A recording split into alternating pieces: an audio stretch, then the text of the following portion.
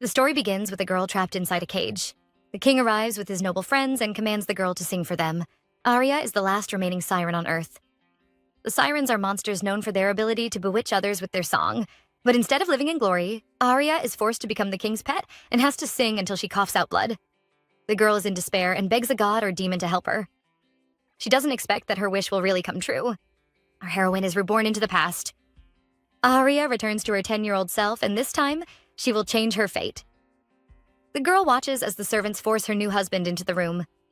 You see, Arya had entered a 10-year contract marriage with this young boy. Our heroine plans to save herself and her young sweetheart. Unfortunately, the boy is unwilling to marry a young and ignorant bride. Arya is unhappy because she is clearly older than him. Lloyd is forced into the room and the servants lock them in. The boy is frustrated and heads over to Arya. Our heroine stares at him as she remembers her past.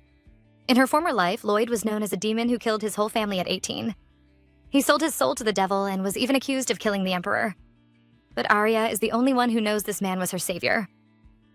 A flashback to the past, and we see Arya being beaten up. The girl had decided to harm the king with her siren song, but the man survives and is ready to have his revenge.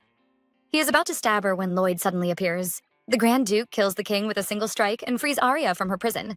The siren knows she would never forget this scene even after her death. He offers his hand to her, but Arya can't even move. Her legs have already been broken. The girl is in despair, but Lloyd picks her up. He isn't afraid of the rumors. People say her songs can make men mad, but the Grand Duke has already lost his soul. He even tells her there is no limit to his madness. Arya is touched and makes a vow. If there is a next life, she will do her best to save him. The girl gets her wish. The young Lloyd interrupts her thoughts. His bride has been too quiet, so he thinks she is nervous. Arya stares at the boy in front of her and suddenly smiles brightly. She grabs his hand and the little child is shocked. Our heroine thanks him for being born and promises to make him happy. Arya's past life is really tragic. From the day she is born, her mother feeds her a drug that steals her voice. She becomes fierce whenever Arya refuses to drink the medicine. Our heroine's father also beats her and calls her useless. The child is unwilling and constantly wonders why she has to suffer. She doesn't understand why her mother never sings to her or reads her stories, but when she turns 10, our heroine discovers the truth. Her mother ends her life by ripping out her own throat. Arya hears the rumors from the maids and realizes that she is a siren. Sirens are mystical creatures known to control humans and heal people with their voice. 12 years ago, Arya's mother was kidnapped by Count Cortez and forced to become his wife. The man drags her around the nobles, showing off the siren he has captured. But after Sophia's death, he grows more violent and beats Arya every day. One day, the child reveals her mother's biggest secret and speaks in front of her father. Cortez is furious with Sophia for hiding this truth, but soon becomes pleased when he hears Arya's angelic voice. He begins to parade her around just like her mother. Arya is forced to sing in front of the nobles and quickly becomes famous. But our heroine wants none of it. She prays for a god to save her, yet her fame only spreads across the country. People begin to worship her as a goddess. Things worsen when a saintess suddenly appears in the capital. She convinces the people that Arya is a monster who has bewitched the king and his nobles. Fueled by anger, the people begin to rebel. The saintess promises to purify the palace, and a war begins. Citizens are sent into battle, and those who refuse are forced to watch their entire families be killed. The holy knights kill everyone in the capital under the guise of purification. And yet, the emperor refuses to let Arya go. Instead, he breaks her legs and locks her in a cage. Our heroine spends years living as a prisoner. Just as she is about to end her life, someone suddenly appears before her. The man offers to help her kill all her enemies. Arya recognizes him as the infamous Grand Duke, accused of murdering his whole family. He reveals himself as a demon and tells Arya to call him when she needs his help. At first, our heroine refuses to seek revenge. But in her final moments, she summons the demon. Lloyd saves her from the Mad King, but she is already dying. He finds it tragic, wishing he could hear her sing one last time. Arya fears her ability has corrupted him, yet the man is willing to go to hell with her. The siren is deeply moved by his sacrifice and, for the first time, feels the desire to sing for someone. Unfortunately, her voice is already gone. Even though she can only move her lips, the Grand Duke still listens. He may be a demon, but he is also her savior. Arya takes her last breath, ready to wake up in hell. Instead, she opens her eyes and sees the small room she grew up in. She looks around confused until she realizes this isn't a dream. The girl has really returned to the past. She is surprised to hear her voice until she remembers that she stopped taking the medicine after her mother's death. Arya whispers her father's name, blaming him for ruining her life. This time, she is going to take revenge. Our heroine rushes out of the room, startling the maids outside. She ignores their frightened looks, desperate to find her father. It is the middle of the day, but Cortez is busy drinking in the wine room. He clearly isn't pleased to see Arya. The girl ignores his displeasure and suddenly begins to sing. Her voice shocks the man, and he can't believe his mute daughter has been deceiving him. He is sure this must be her mother's plan. Cortez becomes obsessed because her voice is even better than Sophia's.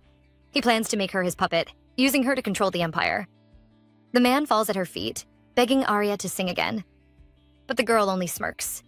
She always thought her father was scary, but now he is just a pathetic old man. She says this will be the first and last time the man will hear her sing.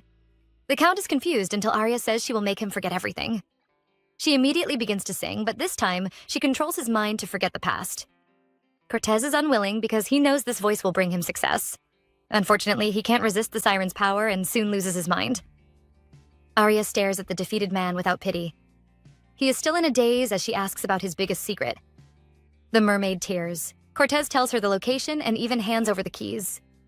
Arya rushes to his room, and after some searching, she finds the little box. The mermaid tears are filled with evil energy that can control the sirens. In her past life, her father wore them every day, using it to suppress her mother. He took them off after Sophia's death, but wore them again when Arya regained her voice. The girl is sad as she remembers her mother's death, but she knows her plan would have failed if she returned earlier. Arya is back in her room, admiring the flowers. She still can't believe she returned to the past. Our heroine always thought that she would end up in hell. She vows to change her fate, but she has no idea what she should do. She just wants to avoid the fate of broken legs and a burned face. Because of the drugs she took from a young age to hide her voice, our heroine is destined to have a short life. But she's determined to live properly until she dies at 20. Arya thinks about her next step. She has to hide her identity as the last remaining siren. She knows everyone would lose their mind when they hear her sing. Well, except for one person. Lloyd has already lost his mind a long time ago. His eyes had always been empty, and he would only react when he killed someone. The Grand Duke was known to take drugs, desperate to escape from reality. Arya recalls the events that would happen 4 years from now. Everyone in the Valentine family, including their servants, would all be murdered.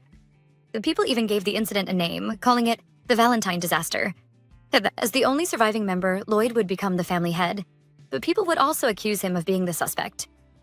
Even though the boy wasn't punished, Arya knew he would become empty. She thinks about the man that desires nothing and is determined to change his fate. She wants to spend her short life by his side, making him happy. On the other side of town, a boy is admiring the moonlight. A servant rushes in with urgent news. The boy's mother is dying. The child turns around and we see that familiar face. It is Lloyd Valentine. The servants in the Count's mansion are all in shock. The man has just ordered them to give Arya some new clothes. The maids are unhappy because they think the girl is a disgrace to the Cortez family. The Count had even vowed never to accept his daughter. The women believe the man is just drunk and is only keeping Arya around as a replacement for her mother. The girl is just a decoration. Our heroine can hear their nasty conversation, but she isn't bothered. Sirens are famous for their unnatural beauty. People had never believed those rumors until they saw Arya's mother for the first time. One of the maids glances at Arya and is captivated by her beautiful eyes. She immediately shakes away those thoughts, reminding herself the girl is just a useless mute. She follows the other maids, anxious to reveal the rumor she heard. The Count has sent a servant to purchase new clothes for Arya. The rest of the maids are unhappy until the girl reveals the Count's plan. He is sending Arya away to become the Valentine's future bride. The rest of the maids begin to gloat. They are all convinced that our heroine is going to die. Everyone has heard the tales about the Valentine's brides. The duchy only opens its gates when their prince is searching for a wife. But the women who marry into the Duke's household all die during childbirth. Of course, these are all rumors. No one knows the truth because the women who marry into the duchy all abandon their families. The maids are pleased with this news and soon have an evil idea. They plan to mistreat Arya since the girl is mute and can't complain.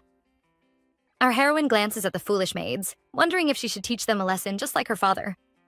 Instead, she chooses to spare their lives. She takes out her notepad, ordering the women to bring her some good food. The maids try to talk back, but Arya immediately shatters a plate. She glares at them, scaring those nasty bullies. Our heroine is pleased when she sees the table full of delicious food. The maids try to fawn over her, but the girl glares at them. She is not interested in their fake service. The child smirks because she will make them live in fear, always wondering when she would take her revenge. She orders the maids to get out, causing the frightened women to run away. Arya notices their fear and feels inferior. The child thinks her face is too scary. In her past life, her face had been covered in burns. When she took her mask off, people would immediately become frightened. Arya is sad and decides to continue hiding her face. Days pass, and we see our heroine going on a journey with her father. Except the people seem to have gotten lost. No matter what they do, they just can't find the right road. Count Cortez is furious and orders the carriage to stop. He curses the Valentines even though he is the one rushing to befriend them. Arya isn't upset because the Grand Duchy has always been strict. Their mansion is hidden in the woods, which prevents outsiders from visiting. They also inspect everyone they work with and never socialize with random families. The girl knows her father is only furious because the duchy rejected all his letters, causing the other families to mock him. Meanwhile, the driver looks terrified as he urges the count to return. He explains that the road to the duchy is unknown because those who visited never came back alive. The man really regrets taking this job. Cortez is furious and blames the guard for accepting the job. He refuses to turn back, threatening to kill the man if he can't find the way. While the men argue, Arya takes a look outside and immediately notices a weird energy. This place is covered with a barrier. In the Empire, every group has a different power. The Sirens use mythical energy, while the priests have divine power. The wizards use mana, but the spellcasters perform magic. Their powers might be different, but every group can sense the other's energy. Arya is sure this is an illusion barrier set up by the duchy. Just then, the men hear some growling. The guard immediately remembers the rumors about the beasts in these woods.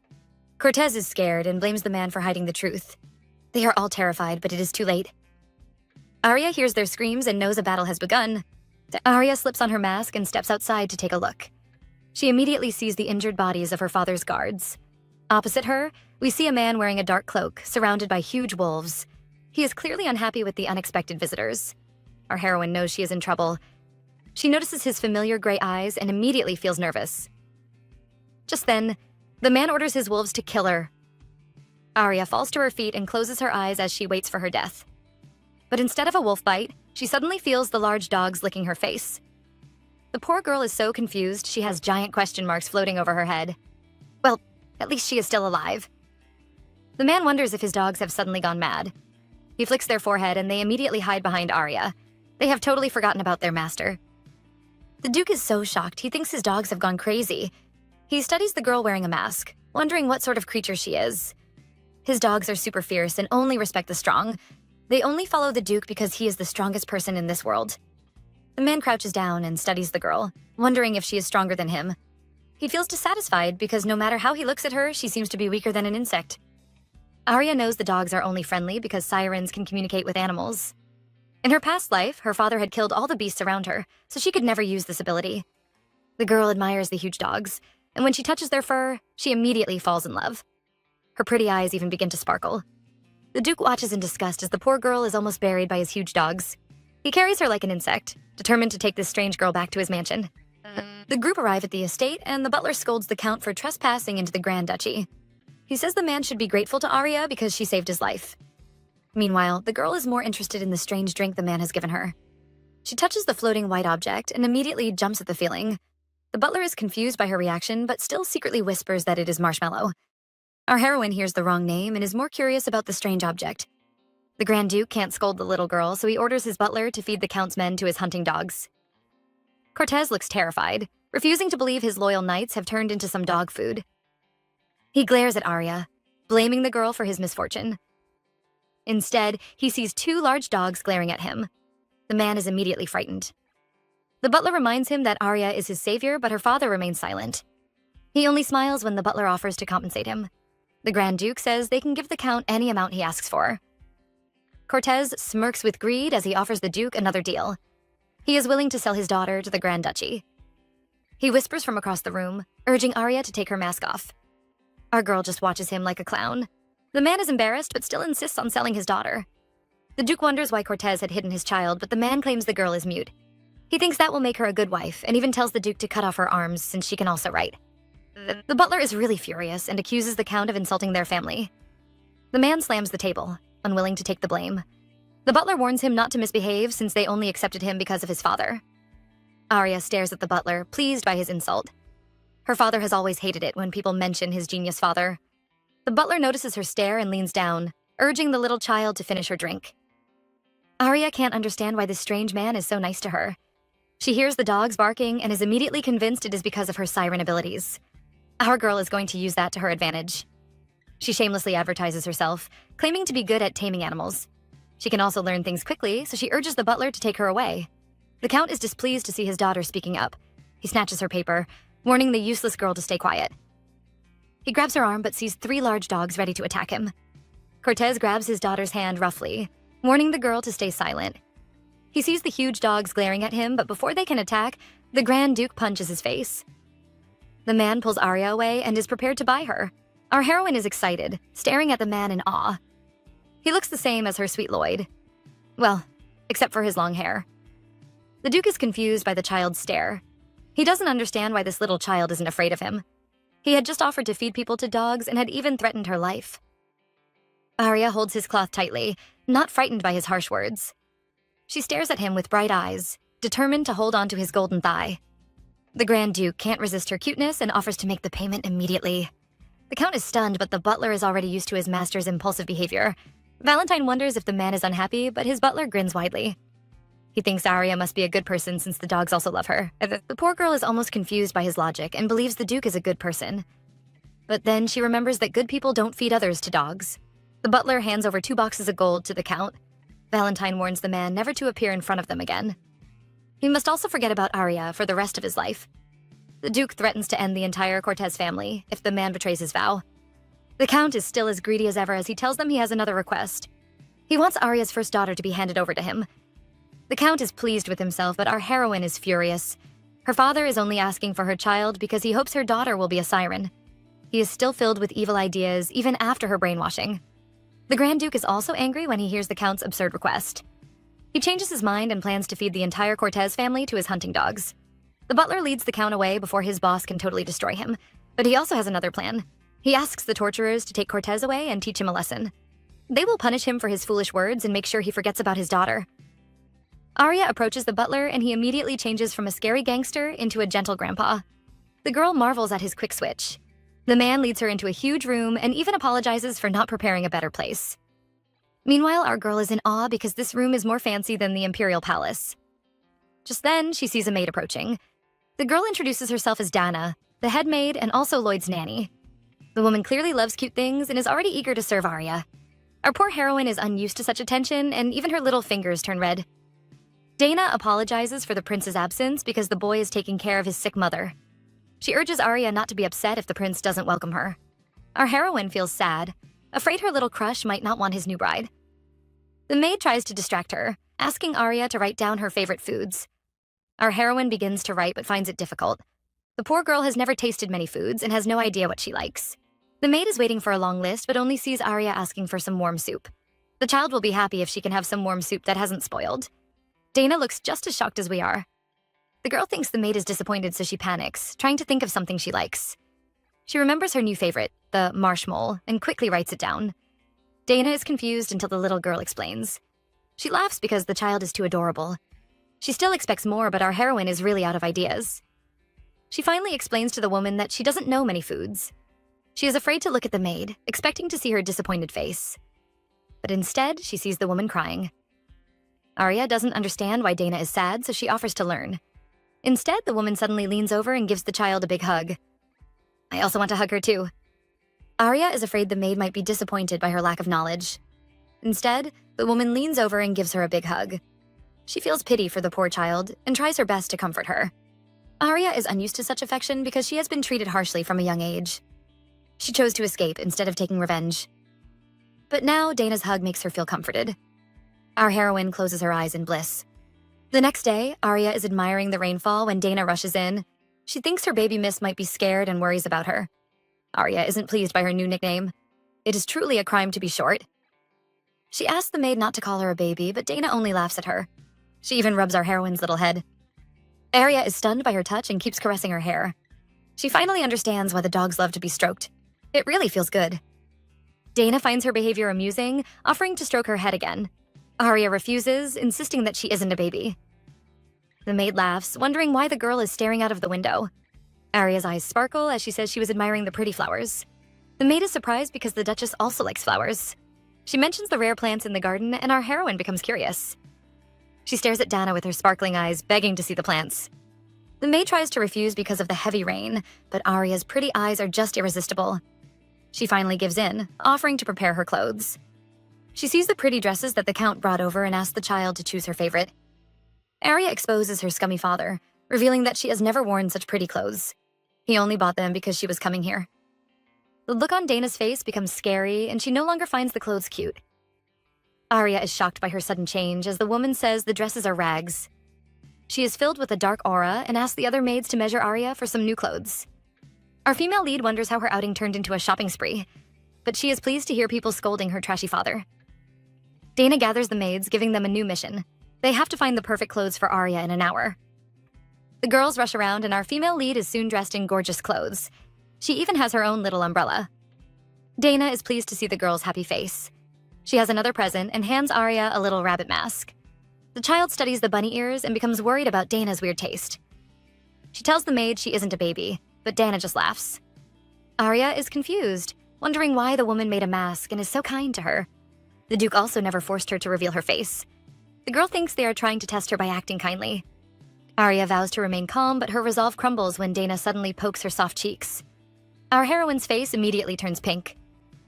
The maid is amused, but quickly apologizes with a cup of cocoa. Arya grabs it, trying to hide her red face. Instead, she falls in love with the taste of the drink. She praises the maid while Dana admires her cute mistress. Arya has never been praised before, and the girl is shocked. But their cute moment is interrupted as a maid rushes in with bad news. The weather is gloomy, just like our heroine's mood. The girl takes a walk alone because the servants have all headed to the Duchess' room. She gazes at the top floor, wondering if the Duchess's illness will worsen today. She recalls the maid rushing into the room, announcing that the woman was very ill. The servants had all left her, urging her to return after viewing the flowers. They had mentioned Lloyd's love for his mother. The child spent all his time taking care of her. Arya finally understands why the prince was devastated after his mother died. The girl knows she must prevent the Duchess' death. That is the only way to stop Lloyd from becoming a heartless monster. Arya is in a dilemma. She wants to prevent the Duchess' death, but right now she is just an outsider. There is nothing she can do. The girl hears footsteps approaching, but when she turns around, a sword is placed right at her neck. The culprit questions her, asking why she is sneaking around like a rat. Arya is stunned to see the boy she has been waiting for. It is Lloyd Valentine. The prince accuses Arya of pretending, only showing her true colors now that everyone is busy. Meanwhile, our heroine remembers Lloyd's empty eyes in her past and is just glad to see him looking lively. The girl's behavior is too calm, and Lloyd becomes upset. He threatens to cut off her head if she refuses to speak. The boy isn't making empty threats as he steps closer, causing the sword to pierce her neck. Thankfully, it is just a small wound, and the prince also feels guilty. He quickly drops his sword, finally believing that Arya is mute. The girl is nervous, realizing that the boy was just testing her. She is so frightened that her umbrella falls off. Lloyd immediately notices her cute rabbit mask. She trembles like a little bunny, and he decides to make that her new nickname. And since he can read her lips, he urges the girl to say the truth. Arya has a lot to say. She escaped her cage because she wanted to become Lloyd's shining stars. She is willing to be his fire and hopes he can burn her anytime he wants. Of course, our heroine doesn't say those words, afraid she might scare her little husband away. Instead, she says the stroking was nice, but her words make the prince confused. The two children hold hands as they hide from the rain. Lloyd is disgusted by this weak human, wondering if everyone beyond the barrier is useless. He feels guilty when he notices Arya's bleeding neck. The boy urges her to turn around and uses a cloth to hide her injury. Arya is feeling touched until she hears the boy asking if she is a sewer rat's prey. The girl is confused at first, but soon understands his question. The sewer rats are the leaders of the underworld, or the sewage. Their workers are also called the rat's prey. Arya never expected Lloyd to be so suspicious of her.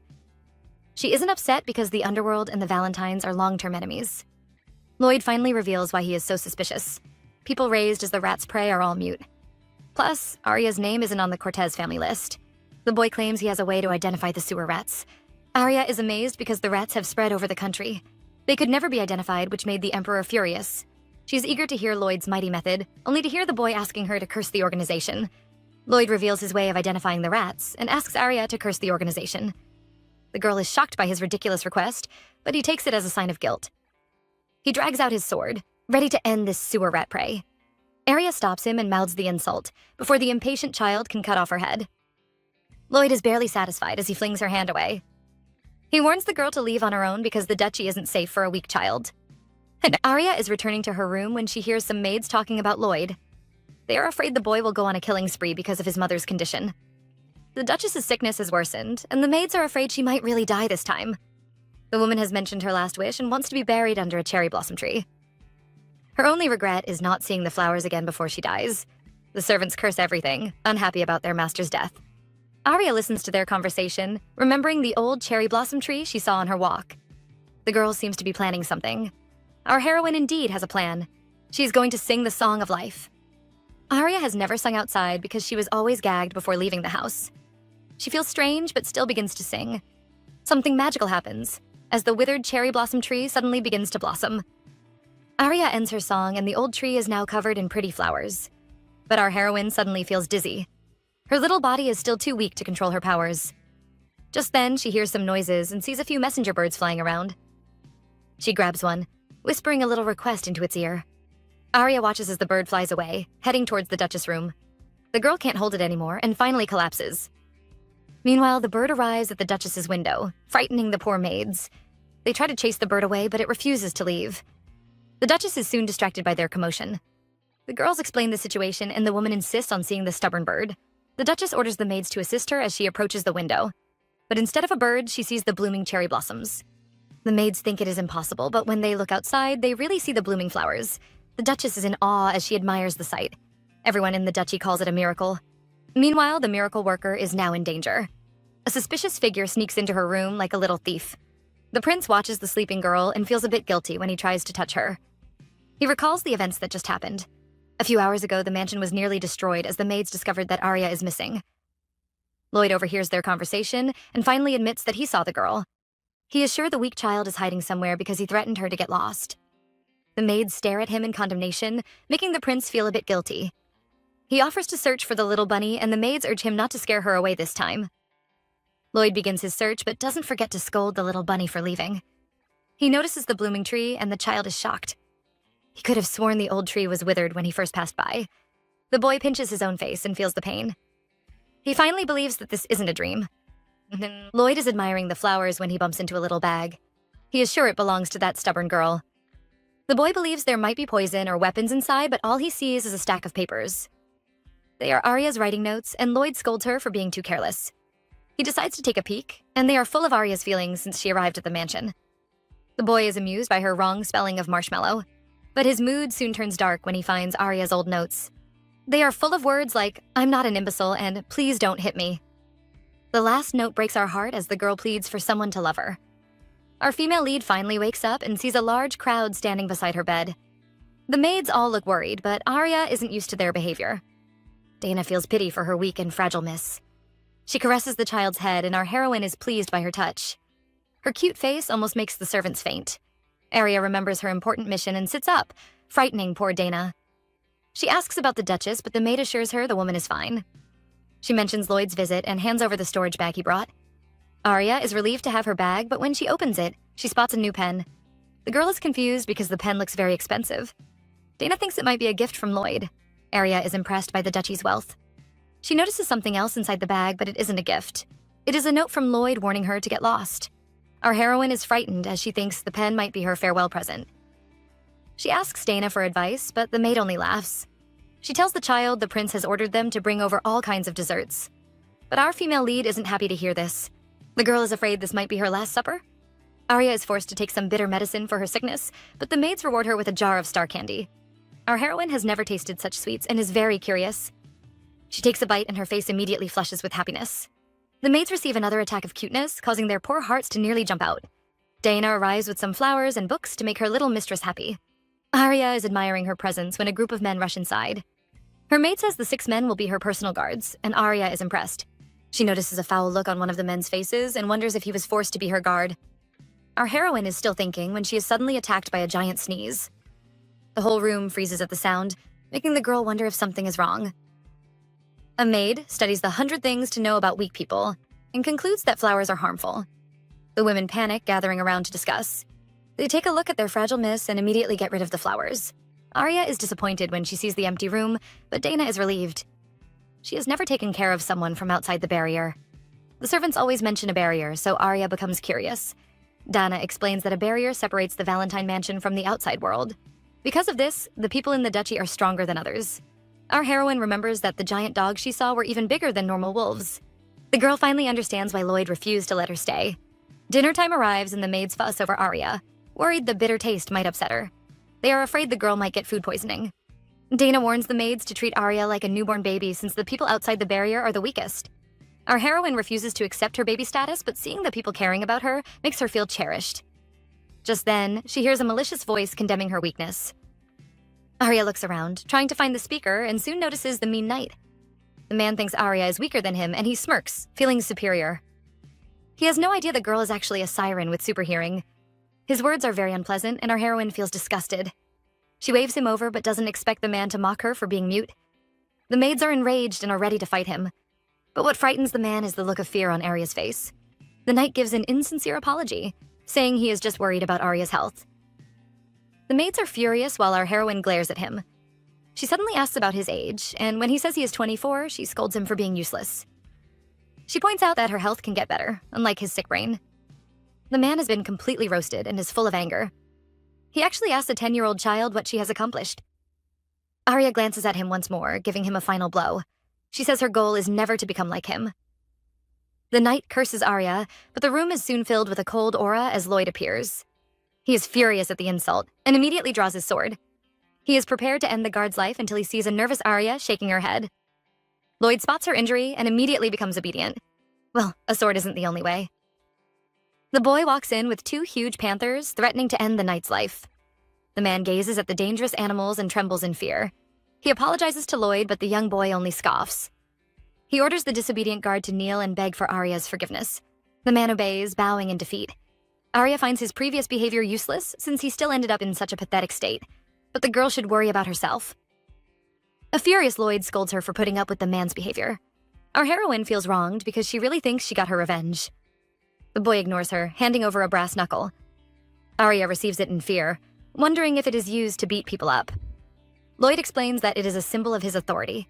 While he is gone, he is giving Arya his power. He says the girl can get rid of the guard or even send him to the stables. But the prince has a condition. Before he returns, Arya has to find another home outside the barrier. The girl watches him leave, wondering if this is the proper way to chase someone away. A few hours later, Arya is trying to sleep when she hears a strange sound by her window. The girl staggers over in confusion, only to see the cute messenger bird. Arya admires its beauty until she notices a note tied to its leg. Our curious heroine begins to read, and it is a letter from the Duchess. The woman thanks the mysterious spring fairy. She was really going to die until she saw the spring flowers that Arya had gifted her. Their beauty had given the Duchess the courage to live again. Our heroine panics at first, wondering if her identity has been exposed. But she calms down when she sees the woman calling her a spring fairy. Arya is filled with the desire to save the Duchess. She writes a reply to her letter and sends the bird away. The girl vows to save the woman and give her all the beauty in this world. Days pass and our heroine begins to worry about her weak little body. The girl might really die if she tries to sing the Song of Healing. Arya feels frustrated but is determined to find a place to practice her singing. She tries to rush outside, but Dana stops her from leaving. She insists that her little mistress has to get some rest. Arya has learned a few tricks and uses her sparkling eyes to seduce the maid. Dana tries to resist, but once again falls for Arya's cuteness. She gives the child a few instructions, and our heroine happily agrees. Arya begins her search for a practice room, but the mansion is just too big. The girl hears a strange sound before she is suddenly attacked. A huge dog knocks Arya over and licks her face. Our heroine is glad to see her little friend, but wonders how he got here. The dog barks, explaining that he missed the girl. Our heroine is excited because she can understand the dog. The two play around like little children, and Arya is pleased. She becomes upset as she finally realizes why her father killed all the animals around her. Our heroine soon forgets about her trashy father. She rides her new pet, asking him to find a secret place for her. But who would have thought the dog would take her right to the Duke's office? Arya stares at the man, laughing in fear. The butler looks nervous, probably worried about his new Mrs. Life. Valentine is impressed to see the girl riding his hunting dog. He drags her away, warning her to be careful with his loyal pet. Arya is upset because the man isn't careful with her. Her little legs are dangling in the air. Valentine finally sets the child free, asking her why she came over. Arya's mind becomes blank and she has no idea what to do. She can't even address the Duke properly. The girl quickly thinks of a lie and soon shows the Duke her paper. The man immediately looks shocked. The child calls the Duke father and claims she missed him. The butler is moved because she misses a dangerous man like the Duke. He cries as he imagines a story of a sad little child. Meanwhile, our heroine is just fighting for her life. She writes another sentence saying she is happy to see the Duke. Valentine stares at the little child and finds her amusing. Arya was never familiar with smiling. She had lived in sadness, but after meeting her caring servants, she finally learned to smile. And so our heroine gives her biggest, brightest smile. Valentine isn't moved by the girl's smile. He still finds her words suspicious, but Arya insists it's true. She actually misses the Duke because they haven't met since she arrived. The man is finally convinced. But now there is another problem. He has no idea how to play with this child. Arya freezes because her mind is also blank. Valentine thinks for a while and decides to play with her like his son. The poor butler is frightened because the father and son don't play like humans. He reminds the Duke that Arya is weaker than them. The little child had also fallen sick. Arya wonders how rough the family must be for the butler to be so worried. She imagines a scene filled with blood and thinks it is perfect for this family. The Duke isn't aware of her sickness and says the girl is weaker than an insect. He doesn't know what to do, so Arya offers to play with the wolf dog. The man is confused because she claimed to miss him but only wants to play with the dog. The girl quickly says being by his side makes her happy. The Duke finally invites her in, but the smell of cigarettes makes her uncomfortable. The butler knows the smoke isn't good for Arya, so he urges the Duke to send her away. Valentine refuses and instead orders him to open the windows. Unfortunately, our female lead is now suffering from the cold. The Duke scolds her for being delicate, but still pulls off his coat for her. Arya is nearly buried under the weight, but she still feels happy. She becomes confused as she watches the Duke steal away her cards. The man warns her to breathe properly when next to him. The girl doesn't understand because her breathing has always been normal. But when she tries to breathe, she finds it impossible. Valentine smirks at her and Arya glares at the culprit. But karma soon arrives as the butler drops a mountain of books in front of the Duke. The man begs for some space to breathe, but the butler ignores him. He even adds some more. Our heroine is feeling bored and decides to take a look at the documents.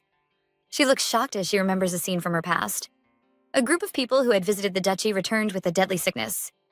Their leader, Viscount Cavendish, had blamed the duchy for their death. He received a huge compensation, which saved him from bankruptcy. But because of this, rumors spread that the duchy was cursed. The Duke is unhappy because those people sneaked into his territory. Yet they are blaming him and asking for a huge compensation. The man is tempted to just kill them all. The butler says it will be annoying, but Valentine isn't concerned. Still, he changes his mind and agrees to pay off the man. His face darkens as he prepares to watch the man crawling around his feet, begging for death. The poor butler is horrified, reminding him that a child is listening. But Arya is thinking of how to stop the Duke. She doesn't want him to compensate the Viscount because the man is known for his gambling. The girl thinks of a plan and tells Valentine she can cure their illness. The man is in doubt, so Arya tells him about her plan. Our heroine says her solution is to feed the men some vermicides. The Duke immediately begins to laugh, which makes the girl frustrated. Valentine is only laughing because he finally understands what happened to those men. He is impressed by how quickly Arya figured it out and offers to get her anything she wants. Another day passes, and Arya once again rides the hunting dog. Her only request was to see the Duke every day, and he said the dog would bring her over. But right now, they are going in a different direction. The dog finally stops running, and Arya sees the estate where she was bought. The girl heads inside and is greeted by a group of handsome men. She urges them to keep quiet, but they are too excited to see their cute mistress. Arya is trying to eavesdrop, but the men surround her, admiring her cute detective act. She glances at them, and they are all watching her in awe. The girl decides to play along, and the men almost die from her cuteness. She ignores the bunch of weirdos, focusing on her mission. She can really hear some voices from inside. The Duke has no idea a certain child is listening. Right now, he is acting like a bandit as he asks the Viscount to pay for the parasite. The man is confused, so Valentine explains that the parasites they ate belong to his mansion. Since they took them without his permission, the men also have to pay. The Viscount is terrified and begs the Duke to let them off. Arya didn't expect the man to show up alone, but guesses that all his subordinates are sick. The Viscount claimed it was the duchy curse, but the sickness was caused by a parasite. His men had entered the duchy without permission and eaten some infected snakes. The Viscount kneels without shame, begging the Grand Duke to pity him. Valentine isn't interested in his show of pity and immediately draws out his sword. His butler is frustrated because his boss always resorts to violence. He begs the Duke to have a peaceful conversation for 10 minutes. Valentine is unwilling, but the butler urges him to discuss for 5 more minutes. Arya is surprised when she hears the Viscount offering to sell his heirloom. The man must be really desperate. The Duke is pleased with his offer and urges the man to pay his debt quickly. The Viscount tries to complain, but immediately cowers at the Duke's scary face. Arya is still eavesdropping when she hears some footsteps approaching. The girl doesn't have the time to hide, and the furious Viscount catches her. The man recognizes her hair color and pulls off her mask. He smirks when he sees the girl's face, calling her the Clown of Cortez. He never knew Sophia had a daughter, but Arya looks just like her mother. Cavendish thinks the girl was sold to the duchy because of her ability. He believes the Valentines will also turn her into a clown, forcing her to sing. Her ability will soon catch the Emperor's eyes, making her father proud. Arya trembles, reminded of her past life. Everyone worshipped her, telling her all their secrets. Her legs were broken and she sang until she coughed out blood. The girl is still trembling when her eyes are suddenly covered. She peeks out and sees a splash of blood. Lloyd had saved her in her past life, but this time his father comes to her rescue. The butler strolls out, not bothered about the Viscount's death. He even accuses the man of mocking their family. The Duke is more worried about his little daughter. The girl's eyes are filled with despair, and she looks terrified. Valentine wants to get rid of her problems and help her hide her identity. He orders his butler to bring a list of the people who attended the Cortez parties. The man begs him to only kill someone once a day. Arya praises her new father and thanks him for his help. The butler can't believe the child is praising the man for killing someone. She truly fits this weird family. Valentine pretends to be aloof, but he still rubs his daughter's little head. A few days pass and our mighty Grand Duke has turned into a daughter slave. The man stares in horror at his office, which is filled with children's toys. He remembers how it all started. He had bought a pink sofa for Arya, and she had thanked him with a pretty smile. The man soon became addicted, adding some vases and even a doll. Every time he would steal away her notes of thanks. The Duke coughs but thinks something is still missing. The butler is worried because the study has now turned into a playroom. Valentine drops the idea and tries to light a cigarette. He sees his pretty baby staring at him and immediately changes his mind. Arya is pleased and rewards her father with a jar of star candy. The Duke notices that Arya only eats sweets, so he summons a doctor. But what he receives is bad news. The doctor says Arya is malnourished and her body seems to be rejecting food. The man thinks it might be a psychological trauma, and the only way to help the girl is to speak to her. The nervous doctor explains that Arya can't swallow food because she is hiding her emotions. If she continues to hide her feelings, the girl will never heal. The Duke asks for a solution, but the man has no cure. He immediately orders his men to get rid of the doctor. His assistant appears, asking him to spare the man. He praises the Duke, saying his boss might be able to cure the girl. Valentine remembers the child's praises and believes he has a chance. So when Arya appears later, he asks her to get married. Our heroine doesn't expect a sudden marriage, but the Duke promises her a grand wedding. The girl asks about Lloyd, but the man misunderstands. He wants her to marry his son so she can have authority and even says she can divorce him when she is older. Arya is worried about Lloyd's opinion. She is afraid the boy might hate her after the forced marriage. The Duke thinks she isn't satisfied and even offers up his second son. The girl rejects the marriage and says she wants to stay by the Duke's side. The man imagines her as his daughter and is immediately pleased. He suddenly mentions Arya's eating disorder, making the girl nervous. The Duke can't understand why she is hiding her emotions, but he vows to destroy anyone who makes her unhappy. He will break their hands if they dare to touch his precious daughter. He kneels before Arya, asking her to stop hiding her emotions. The butler is horrified, thinking the Duke has scared away the little girl. But he is shocked when he sees Arya crying. Our heroine doesn't care if the man is a murderer or a demon. She hugs the Duke because he is her savior. The next morning, the duchy is thrown into chaos. Arya asks for breakfast, but this time she wants some scrambled eggs. The maids almost cry as they run around, urging the cooks to prepare the meal. Our heroine is amazed by the new dish, and when she takes a bite, she almost cries from happiness. The girl eats until the plate becomes sparkling again. The nervous cooks stand by the side waiting for her judgment. Arya praises the dish, and they immediately attack her with different types of food. The girl grabs a candy and thanks the cooks for their hard work. The servants cover their faces because their mistress is sparkling. She's just too beautiful. They cry in happiness because of her praise while Arya watches them with a smile. But the good mood is destined to be ruined as the stubborn Lloyd finally returns.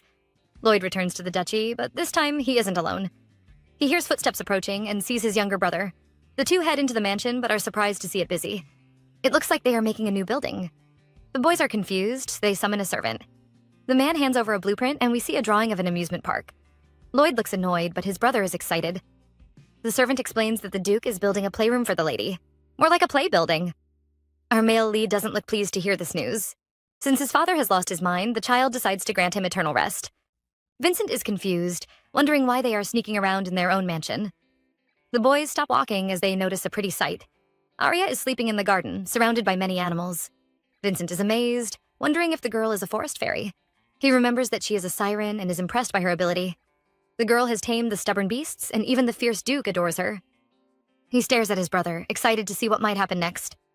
Our heroine wakes up next to a huge panther and is surprised to see footprints on the ground. She wonders if someone came by. Arya finishes her meal, which makes Dinah happy. Our heroine has gained a little weight and she rubs her fat belly. But the child still isn't satisfied. She isn't strong enough to sing the song of healing or destruction. The song of healing can cure any sickness, while the song of destruction can ruin people's life. In her past life, Arya began to sing those songs when she turned 14. But the girl is now in a hurry. The Valentine disaster will happen in 4 years, causing Lloyd to become a demon. Arya refuses to let that happen, so she urges the cook to bring more food. The servants are happy to comply, and another meal is served. Dana notices something strange. Her lady seems to have amazing table manners. Even her walk is graceful. Arya almost feels her soul floating in fear. She had learned those skills after her father's beatings. The girl quickly drops her spoon. She pretends to be sad as she says she is too weak to eat. The maids stare at her in shock, and Arya is afraid her plan has failed. Just then, a fight starts as the servants struggle to feed her. The head chef pushes them away and boasts about his license in meat slicing. Arya ignores the clowns and asks Dana to help her, breaking the hearts of the other maids. The next day, our heroine dresses up like a pretty doll. Dana is pleased and offers to take her to see Lloyd. The child is alarmed because she knows the boy will chase her away. She runs out of the room, ignoring the maid behind her. Arya finally stops at the library. The girl is afraid to see Lloyd and decides to ignore him until the Duchess is healed. She looks around, finally noticing that she is at the library. Arya had chosen this place as her practice spot, causing the Duke to think she is a bookworm. The girl is about to sing when she sees someone approaching. A handsome boy walks over, calling her his sister-in-law. The handsome boy grins at Arya, introducing himself as a genius adopted by the Grand Duke. But Arya already knows him. Vincent was a famous genius in her past life. He was adopted by the powerful Grand Duke, but was later kicked out before the Valentine disaster. The rumors spread around town that he was actually a spy for the sewer. Everyone mocked the boy, and he became a drunkard, wandering through the sewers until he died. The people even gave him a nickname, the Genius of Misfortune. Arya stares at the future spy, but the boy looks too innocent. Vincent doesn't know the girl's thoughts and praises her for reading such advanced topics. Our heroine is frightened because she randomly grabbed the books. She has no interest in these topics, but the boy insists on discussing with her. Arya begins to sweat because his words sound like a foreign language. Vincent praises her intelligence and even offers to share his books with her. He suddenly stops smiling as he reveals his hatred for dull people. He thinks they are a waste of oxygen and shouldn't be alive. He starts smiling again, but Arya isn't impressed. She finally knows why the boy was chased out. He is too annoying. The day has barely begun, but our heroine is already unhappy. She glares at the annoying Vincent, who is also at the library. Every time she sees the boy, she always feels uncomfortable. She also can't practice her singing, which makes her upset. Just then, the annoying child asks her to pick a book. Arya is frustrated because anytime she picks a book, the boy discusses the topic. He would also mock her intelligence. Our heroine asks him to recommend a topic, and he gives her a book for dunces. It is filled with basic calculations. The culprit has the courage to smile, and Arya almost spits on his face. The girl returns to her room, and Dana almost faints from fear. Her little miss is like a furious volcano about to explode. Arya isn't angry at the boy for insulting her. She is just unhappy because he is disturbing her practice time. She has to learn the Song of Healing so she can save the Duchess's life. Arya plans to get rid of Vincent, but decides to spare him because he is Lloyd's brother. The girl heads to the library the next day, but sees the annoying Vincent. She decides to leave, but the boy stops her. He smiles like a demon as he mentions her family's musical talent. Arya's grandfather, Maestro, was a famous musician. Vincent laughs at her, mocking her for not knowing her family's history. This is the last straw, and our heroine finally snaps. She slaps the boy with a book and heads to the piano. Vincent studies the sheet and doesn't believe the girl can play the famous masterpiece. The score was created by the Holy Empire, and no one has been able to play the music. But Vincent is bound to be shocked. Arya plays one masterpiece after the other, leaving the boy in awe. When she ends the show, Vincent is unwilling. Arya spares him no face and tells the boy to get lost. The genius is reminded of Lloyd and thinks they are a perfect couple. He isn't ashamed of being chased away and instead praises his sister-in-law. She is really a genius. Arya stares at the boy who keeps repeating that he is a genius. She wants to admire the flowers, but the boy follows her everywhere, ruining her plans. Vincent praises his own intelligence again, and our heroine doesn't even blink. The child is upset with her for hiding her talent and thinks she is secretly practicing her music.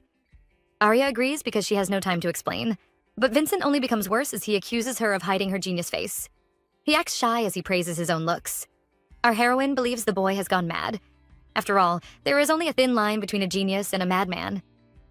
The boy says he is tired of his face card, and Arya pities the mad genius. She notices the book he is reading and pretends to be interested. Vincent says it is the old version of the law book. Arya watches him, wondering if the boy is about to become a judge. He is still reading the old law book, even though a new one will soon be published. Vincent scolds her for trying to change the topic. He still can't believe that Arya is such a young genius. Our female lead already knows she is a genius because her father always praised her. He admired her perfect pitch and wide range. Arya could remember a song even though she only heard it once. But soon, his praises turned into curses. He hated Arya for stealing his musical talent. The man thought he should be the one with such perfect abilities. The girl watched her father crumble and finally understood that she had a divine talent. Her grandfather was a genius composer and her mother was a famous siren. Arya was born with both abilities and everyone worshipped her talent, but the girl never wanted those powers. Vincent says Arya would be popular if she could sing. The Valentines would support her with all their power. He has no idea that the girl has already experienced this fate. The Emperor even worshipped her as his god. Arya's past has taught her a harsh lesson and she advises Vincent. She says the people that praised his talent would also kill him because of his abilities. The boy is shocked, but she warns him never to live for people's validation. He has to live for himself and stop trying to prove his intelligence. Vincent blushes in shame and even his fingers turn red. He never knew his sister-in-law was so wise. He smiles because he thinks they are now close. Arya looks frustrated, so he wisely stops talking. Instead, he praises himself again, calling himself the sun. Arya changes her mind and thinks the annoying boy would be stoned to death. She warns him to focus on his work and asks him to get lost. Vincent really thinks those rumors are false. Everyone said Arya was a cute doll, but she is just as strict as his brother. The boy is unwilling and asks Arya what her job is. The girl doesn't hesitate as she only thinks of one person. Her job is to protect her people. Our heroine has found a new hobby. Every day, she rushes to the garden and waits for the messenger bird to bring her letter. But this time, the pigeon only brings over a flower. Arya knows the Duchess must have lost the strength to write letters. She is afraid the woman's condition might soon become worse. Our heroine tries to pet the bird, but it suddenly cries out and rushes away. The girl is confused until she sees Lloyd arriving with a huge black panther. The boy glares at her, and Arya is afraid he might chase her away. Just then, she notices the black panther approaching her. The girl is curious, but when she tries to pet it, the beast moves away. Arya tries again, but the animal keeps avoiding her. She has no idea why it came over, just to avoid her touch. Lloyd is stunned as he watches the two play a game of dodge. He interrupts them, wondering why she didn't use his authority. He scolds her for not leaving, but Arya isn't listening. She is trying to touch the beast again. The prince rushes to stop her, but it is too late. Arya stares at her red hand in shock because the panther almost broke her bone. Lloyd rushes over like lightning, almost frightening the girl. He yells at her for touching the beast, totally annoyed by her behavior. He asks for her hand, but becomes upset when she obeys. The prince is about to die from anger. Our heroine stares at her hand, which has been put in a cast, and thinks the boy is overreacting. Lloyd suddenly calls her a schemer. He thinks the girl is hurting herself, so he can't chase her away. He says she is trying to make him care about her. Arya asks if he cares, and Lloyd flinches. He says he doesn't, but he can't even look at her face. The prince warns her to leave after she heals. Arya stares at him, and he suddenly becomes defensive. He questions her, looking just like his stubborn panther. Lloyd pretends not to care, but still advises her to visit the doctor. He leaves, and Arya is amused by his cute behavior. Another day arrives, and our heroine continues her research. Siren songs are divided into multiple categories. Arya tries to sing, but she falls to the ground. The girl is frustrated because she isn't improving. She can sing multiple songs, but fails every time she practices the Song of Healing. Arya knows she might reach her peak at 14, but by then, the Duchess might already be dead. The girl lies on the floor in despair. She knows she will reach her peak if she keeps practicing, but she has to find a quicker way. Arya is about to sink into despair when she suddenly remembers the illusion barrier. Our female lead thinks of a quicker method and suddenly remembers the illusion barrier. The shield is very powerful, so the creator must also be strong. She thinks the person might have more talent than her. She wonders what energy he uses since the barrier felt strange. Arya is busy thinking and doesn't notice the man approaching. The two collide, causing his documents to fly around. The girl takes a peek and is shocked by what she sees. The man is about to scold the girl when he realizes her identity. Arya doesn't recognize him, so he introduces himself as Rice and Stewart. The girl becomes stern as she remembers the Baron. She knows he is a scribe and wonders why he is here. The man claims he is organizing some documents. Arya doesn't find his answer strange, but she still watches him with a suspicious eye. The man is frightened by her look, wondering if she saw the documents. He thinks it is impossible because she only looked at it for 10 seconds. Ryson looks down on Arya and says she will be chased out after the Duchess's death. Arya is still watching the man leave. She has a bad feeling about him, and it seems to be connected to Vincent. The girl seems to have an idea about what they are planning. She heads upstairs and stares out the window. But our heroine isn't admiring the view. She waits for Ryson to step out and quickly summons some birds. She urges them to attack the man and watches in delight as they destroy his documents. Arya is satisfied and turns around to leave. She has to find the person who created this barrier. The girl has no time to search around and decides to ask her little wolf dog. She asks for the strongest person after the Duke, but the dog says it is Lloyd. Our heroine is even ranked as the third strongest person. She finally gets her answer when the dog mentions the fourth person. She urges the wolf to take her to him. Little doggy leads Arya to a huge castle. This is the Eastern Tower, and our heroine will finally meet the mystery man.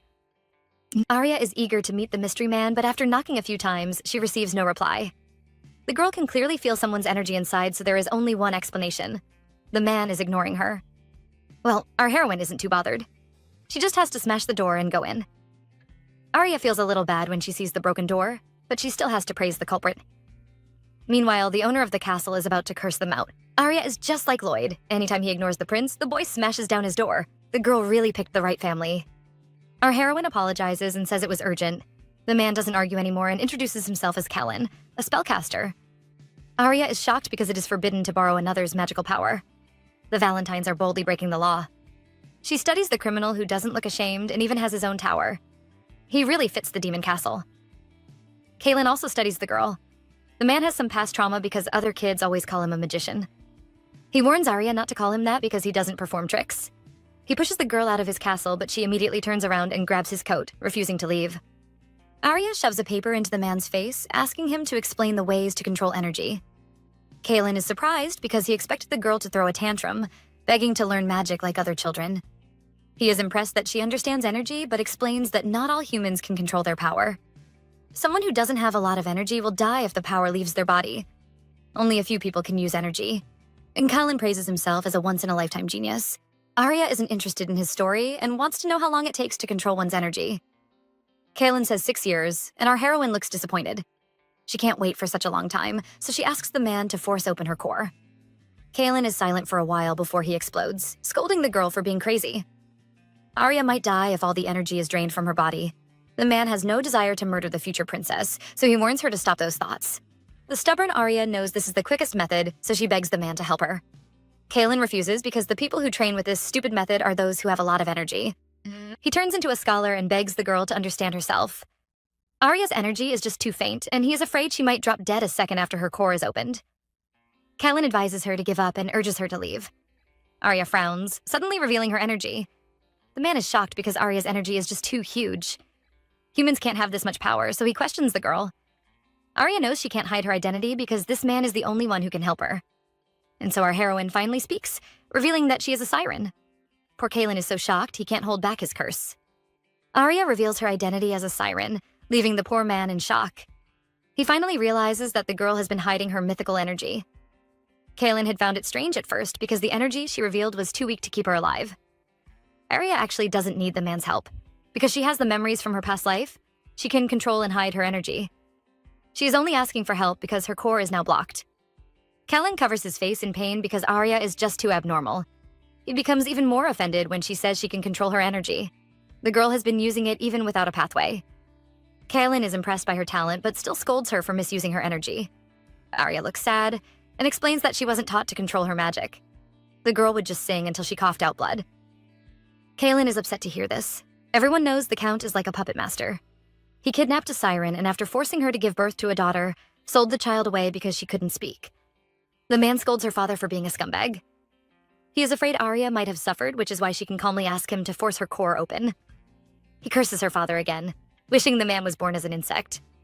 But that doesn't mean he will agree to Arya's ridiculous request. Our female lead knows she can control her energy immediately. Her core is opened, but the man refuses to believe her. He is curious and wants to know why she is so desperate. Arya knows the man might call her crazy if she reveals the truth.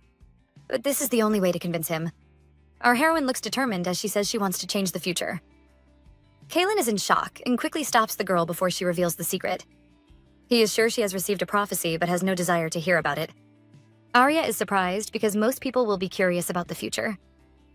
Kaelin refuses to listen and even warns her not to change the future. He says every human has their given fate, but Arya is unwilling to carry such a useless destiny. She thinks he is talking about God's will, but the man explains that there are rules in this world. The earth might look like chaos, but everything is flowing according to the chosen laws. Those laws work like a wheel and make sure apples are red or the sky is blue. They maintain the order of this world. Kalen tells Arya humans can't change the future. If they interfere with these rules, they will only destroy the system, forcing it to create new laws. He tells Arya she will have to pay a greater price. Our heroine can almost feel the ghostly hands around her neck. But the girl knows it is only fair. If she changes the future and saves someone who is supposed to die, she has to pay back with blood. But that doesn't stop Arya. She thinks about the man who saved her and is determined to change the future. She has to prevent the tragedy and stop Lloyd from becoming a heartless monster. Arya is deep in thought and finally notices a loophole. She returned to the past, but still remembers the future. The world should have erased her memories if they didn't want her to change the laws. Kaelin is also surprised and finds it strange. Arya seems to be glowing as she says her will is the law of nature. The laws didn't stop her, even though they knew she would try to change the future. It is because she is now the world. Kaelin thinks she is saying nonsense, but Arya doesn't care. She knows it will be difficult and she might not be able to change the future. But the girl is willing to try. If the world is wrong, she will try to make it right.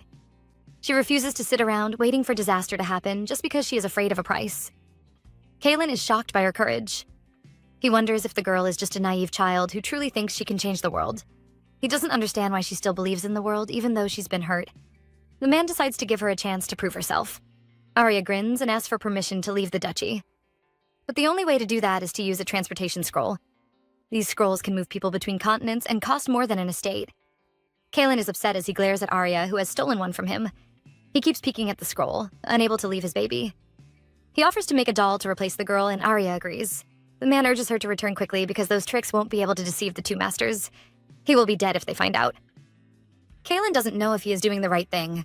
He begs Arya to return if she encounters some danger. The girl grins as she rips apart the scroll. But at the last moment, a large wolf rushes towards her. Kaelin is unable to stop them, and they both disappear. Arya opens her eyes and finds herself at Garcia, the Holy Empire. She hears barking behind her and sees the stubborn Silver. The girl is upset and scolds the dog for following her. Silver says it wants to help his master, and Arya finds him cute. She mounts the wolf, urging him to follow the sun. Arya knows the Holy Empire also has its dark parts. There are places filled with poverty, and the most famous one is the Eastern Village. The Empire has even named it the lowest point. At first, it was just an abandoned wasteland, but was soon occupied by criminals. It became a lawless village that even the Empire couldn't control. And that is where our heroine is headed. The girl pulls up her cloak, knowing she has to be careful. But she has barely entered the village when she's stopped by a dunk man. The man notices her hair color and finds it interesting. He is determined to sell the girl if she also looks good. The man thinks he has found a prey and plans to sell Arya off. He is ready to take off her cloak, and our heroine closes her eyes in fear. Silver comes to her rescue, scaring the man away with its fierce behavior. The criminal screams as he runs away in fear. Arya is still shocked because she has barely entered the city but was almost kidnapped. She finally understands why the government gave up on this village. Arya glances at the confused wolf. She asks it to wait behind, but Silver immediately protests. She says the dog is too big and will easily attract criminals. She is afraid they might try to sell him off. Arya leaves the wolf behind and heads out alone. It has become dark, so she knows she has to hurry. She sneaks around the alleys and can hear people begging for their lives. Arya realizes the danger and knows she has to be careful. The girl finally arrives at her destination, an old abandoned building that used to be a temple. No one would have guessed that a holy artifact is hidden inside. Arya is only aware because she still has her old memories. In her past life, the evil saintess had found the artifact in this temple. Arya arrives at the building and sneaks around, trying to find the secret opening. She stops when she notices a spot on the ground. The girl parts the grass and sees a secret door. She is about to go in when she suddenly hears a voice behind her. Arya is alarmed when she realizes that someone is here, but she soon calms down when she sees the man is sleeping. The girl sneaks away quietly, determined to get the artifact and run away. She steps through the door and almost falls over from the darkness. Arya suddenly feels grateful for her siren supervision. She searches around and finally notices a box on an altar. The girl opens the box and really sees the branch. She has found the divine artifact. According to legends, God struck the humans with lightning, punishing them for disobeying him. A lightning strike had hit a small branch, causing it to carry God's power. The branch was then called God's judgment. Arya hides the artifact, preparing to head back. But when she touches the wall, she notices something strange. The girl goes over to investigate and soon notices that one of the bricks can be pulled out. She drags it out and sees a small opening. Arya shoves her hand into the space, digging around like a little thief. She soon finds something, pulling out a golden necklace.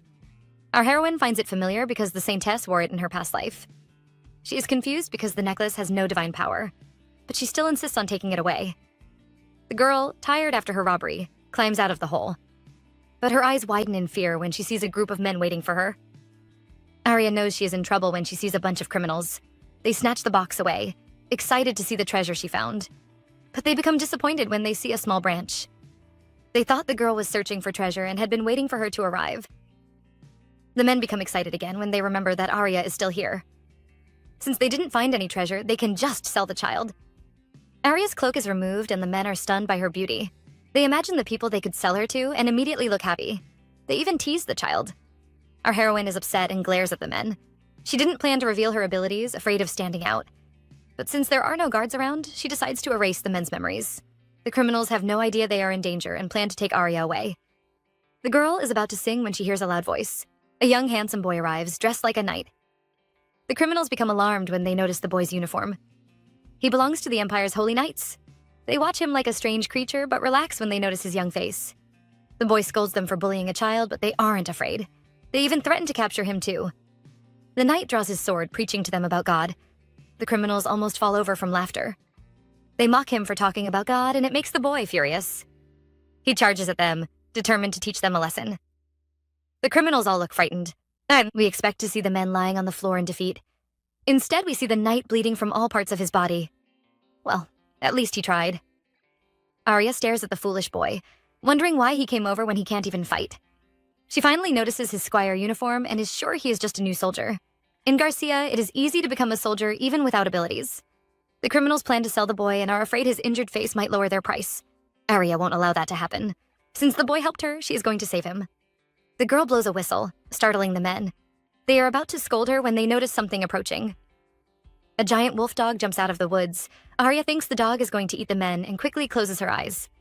Instead, she hears their screams fading away. The girl opens her eyes and sees the cute Silver holding the men's clothes. Arya is happy she didn't look. She has no desire to see a bunch of naked men running around. The girl is ready to leave when she remembers the injured knight. She drags the poor boy across the ground and places him on Silver's back. The girl knows her journey will be longer, but she won't abandon the child. She decides to take him back to the church. Arya arrives at the temple and dumps the boy at the entrance. She knows she has to leave, but she is still worried. She is afraid the boy might fall into despair. He might think the world is unjust because he was defeated by the bad people. Arya doesn't want him to lose hope because there is always a next time. The girl writes a message, praising the child and urging him not to give up. She leaves, hoping they won't meet again. Arya feels awkward. She teleports back to the duchy, but somehow ends up right on top of Kaelin. The two are in shock before she pushes his face away in disgust. The man almost feels his heart break. Arya wonders if anything has happened, and Kaelin has exciting news for her. The duchy is in chaos because someone is accusing Vincent of being a spy. Arya doesn't look surprised. She just didn't expect the person to make his move so quickly. Kaelin sees that the girl isn't shocked and realizes that she was trying to prevent this future. The man is confused because Arya isn't close to the young boy. He wonders why she is trying to help when she won't benefit. Kaelin refuses to get involved because he isn't as nice as Arya. He smirks because once the trial date is set and the boy is imprisoned, it will be impossible to prove his innocence. He tells Arya this is the last chance to save the child. Our heroine calls over her loyal dog and urges him to take her to Lloyd. Meanwhile, inside an underground prison, Vincent is shivering in fear.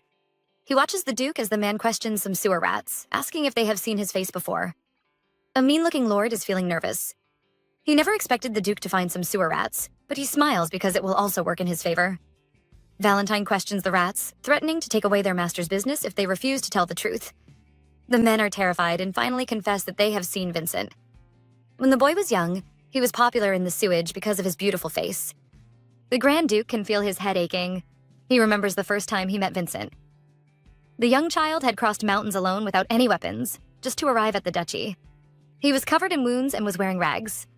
The Valentines had tested his blood, and he indeed belonged to their family. The child also displayed an unnatural intelligence. He had boldly begged the Duke to adopt him. Valentine is upset and doesn't care about where the boy is from. He just wants to know if he is a spy. The rats have no idea because they are only prey. Only the most trusted subordinates can become a spy. The Duke is ready to catch a subordinate to prove the boy's innocence. The rat suddenly mentions that he has seen Vincent in the prey den. The mean-looking lord interrupts, clearly happy to accuse Vincent. Valentine stares at him, asking the man if he has also seen the Lord. The evil Lord begins to sweat and only calms down when the rat says no. The Duke questions Vincent, but the boy doesn't deny the accusation. He says he isn't a spy, but refuses to explain why he was at the prey den. He only says he was foolish. The Duke is disappointed because he is giving the boy a chance. He questions him again, hoping the boy will tell the truth. Instead, Vincent remains quiet. The Duke stares at him, but he has no choice. He orders his men to lock him up. The poor child is in despair, wondering if this is his end. He remembers Arya's words, warning him that his abilities would kill him. He finally understands what the girl was trying to say. The boy is in pain when someone suddenly approaches and grabs his hand. He turns around and sees Arya staring at him. Vincent isn't the only one who is shocked. The soldiers are also alarmed to see their mistress. Vincent asks why she is here when another person appears. Lloyd separates the two, warning them to stay apart. The children look serious, but we have no idea if they are here to save Vincent. Is the boy really a spy? Lloyd appears like a ghost, separating the two and warning them to stay away from each other. Valentine feels his head aching as he stares at the stubborn children who barged in. Lord Beaufort tries to persuade the prince to leave, saying the trial shouldn't concern him. The young prince becomes furious when the man says he is worried about Vincent. He is anxious to hide his caring side, so he tells his father he has another purpose for coming. The Duke immediately looks curious. The children proudly display the divine artifact that Arya had found. But the branch looks so weak and pitiful, almost making the other lords laugh. The Duke is also confused until the branch suddenly begins to glow. The men look shocked as they realize that the branch is a holy artifact. The Lord Beaufort becomes worried, wondering why the children brought the weapon over. Vincent is in awe because he recognizes the artifact. The boy knows it is hard to find one and wonders if Arya has been chosen by God. The young girl always surprises him. Lord Beaufort has no idea what the artifact can do, so Vincent explains. Anyone who lies while holding the holy weapon will be punished for deceiving God. The Lord looks frightened as he asks what the punishment will be. Our naughty heroine mouths an answer, and Lloyd helps her to translate. The girl wants the man to try it himself. The two kids are going to test the holy artifact right now. Lloyd passes the branch to Vincent, asking if he is a sewage spy. Arya gives the boy her support, and the child almost cries as he denies the accusation. Nothing happens, so that means his answer is true. Lloyd wants to know if the boy has ever harmed them or helped others to ruin their family. Vincent nearly yells as he shouts his loyalty. The Duke leans over, curious to know why he was at the prey den. The child still refuses to answer, but swears that he has never harmed the duchy. Valentine is satisfied and is ready to end the trial. Vincent isn't the only one who looks shocked. Lord Beaufort is furious and unwilling. He curses Arya because the nasty guard who insulted her was his son. Our heroine had sent the boy to work in the stables and has now destroyed his plan. The man believes Arya is his nemesis because she always ruins his plan. The redhead notices his boss's angry face and also thinks the branch is fake. He accuses Arya of bringing over a fake branch to deceive them. Lloyd is frustrated and scolds the man for being an idiot. He snatches the branch and hands it over to the man, asking him to prove his innocence. The redhead has barely spoken when he is suddenly struck by lightning. His friends rush to help him while the evil lord trembles in fear. He apologizes, saying he misunderstood Vincent only because he wanted to help the Duke. Valentine isn't deceived and knows the man isn't loyal to him. He reads the Lord's document and the man is just trying to destroy Vincent. He glares at him, wondering if he has a grudge against the child. The Lord stammers as he tries his best to deny. Vincent finally reveals the words he said to the man. He told the Lord his stupidity would reduce everyone's intelligence. But a nasty mouth. He even pretends to be sorry and apologizes for speaking the truth. The Lord knows that isn't the reason, but he still feels like killing the boy. He even has to accept those mean words. Vincent laughs at the man, once again amazed by his foolishness. Instead of accusing him at once, the Lord should have released the information in bits. That would make everyone lose their trust in Vincent. The child mocks the Lord and says standing next to him can reduce a person's brain cells. The boy shows his disdain for the Lord's intelligence, and the man is furious. He knows the child's secret and why he always visits the prey den. But still, he says nothing, pretending to like Vincent. Lloyd shows his impatience and shoves the holy artifact at the man. He wants him to prove his innocence. Arya leans over, whispering into his ears. The prince looks furious as he glares at the men, repeating Arya's words. She thinks the group have all tampered with the new law book. The men all look nervous, especially Ryson. He finds it impossible and wonders how Arya discovered the truth. The men had been very careful, and the only one who noticed their plan was Vincent. That is why the vassals are trying to destroy the boy before he exposes their secret. He thinks the child might have told Arya, but when he glances at him, Vincent also looks shocked. Riken trembles in fear as he recalls the day he bumped into the princess. He can't believe the girl read and understood the documents within a short time. Lloyd accuses the men of ruining their family name. He mentions their crimes, and it is enough to fill a whole book. He stares at them with a cold glare, and the lords are all frightened. The Duke asks Lord Beaufort to explain himself, but the man refuses to speak. He seems to be afraid of the holy artifact. The other men glance at him, making the lord upset. He thinks it's unfair, so he pushes the branch to Ryson. He accuses the man of committing the most crimes and tells him to answer the Duke. Ryson is shocked because he was only following the lord's order. The man had promised him a higher position. The branch doesn't react, so the Duke knows Ryson isn't lying. The children stare at the men with disdain because they are only making things worse. The Duke draws out his sword, determined to punish the men according to the rules. Arya is afraid of the man's fierce aura and is reminded of the first time they met. Lloyd scoffs when he notices the girl's frightened face. Still, he moves closer and covers her eyes. Vincent feels left out, so he rushes over to cover her ears. We see a splash of blood as the Duke ends the men's life. Lord Beaufort is left alive, and he begs the Duke to spare him. He is unwilling to die, so he decides to expose Vincent's secret. The boy always visits the prey den because his mother is a prostitute. Vincent pales as the man reveals his true identity. The Duke isn't bothered, but Arya can feel the boy trembling. The Lord is anxious, so he exposes Vincent as the son of a prey. Arya finally understands why the boy was unwilling to speak. He would rather be chased out than reveal his shameful secret. The evil Lord claims the children of a prey are also prey. Vincent has been visiting the sewage for 5 years, secretly trying to take his mother away. Beaufort glares at the duchy, resenting them for living in luxury. The Beaufort family was once a noble and powerful house, but they soon became greedy for more fame. They married the emperor's sister, becoming close to the royal family. But when the old king passed away, the new emperor destroyed their power, leaving them in ruins. The man resents Vincent because he was easily accepted by the Valentines. He is just a distant relative, but the whole world praises him as a genius. Beaufort thinks it is unfair. He tells the Duke Vincent is unwilling to kill his mother. Instead, he wants her to stay by his side. He calls the boy dangerous because one day he might be brainwashed by his mother. Arya can feel the boy trembling as he moves away from her. The girl grabs his hand and places it back on her ear. She doesn't care about his past because she believes he is different. Beaufort does his best to slander Vincent, but the Duke still doesn't care about the boy's identity. We see a splash of blood as the Duke sends the Lord back to his maker. He really hates repeating himself. Valentine stares at the shocked children and chases the little brats away. The soldiers quickly throw them out and even bow as they leave. Lloyd is about to faint from anger. He can't believe the Duke is also treating him like a stubborn child. The furious boy wants to storm back inside, but immediately calms down when he notices the gentle Arya. The prince is confused, wondering why his anger suddenly disappeared. Arya glances at the boy, and he notices her secret look. Lloyd obeyed her command, which makes the girl grin. Back to a few hours ago, Arya storms into the prince's room, interrupting his reading. The boy isn't pleased, calling her a nuisance. Arya isn't bothered and only wants to know if his authority is still valid. Lloyd agrees, but thinks the girl is greedy for power.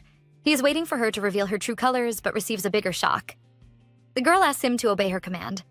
Arya asks the boy to obey her command, but the prince is unwilling. The girl argues that she has full authority, and the boy can't refute her. Lloyd regrets giving her his power, but he still has to obey and listen to her plan.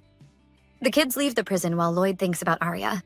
The girl surprised him and saved his brother, helping them to destroy the evil vassals. She doesn't want money or power, which makes him confused. Lloyd wants to ask about her desires, but remembers her past behavior. He immediately changes his mind, afraid to hear her strange words. But that won't stop him from chasing her away.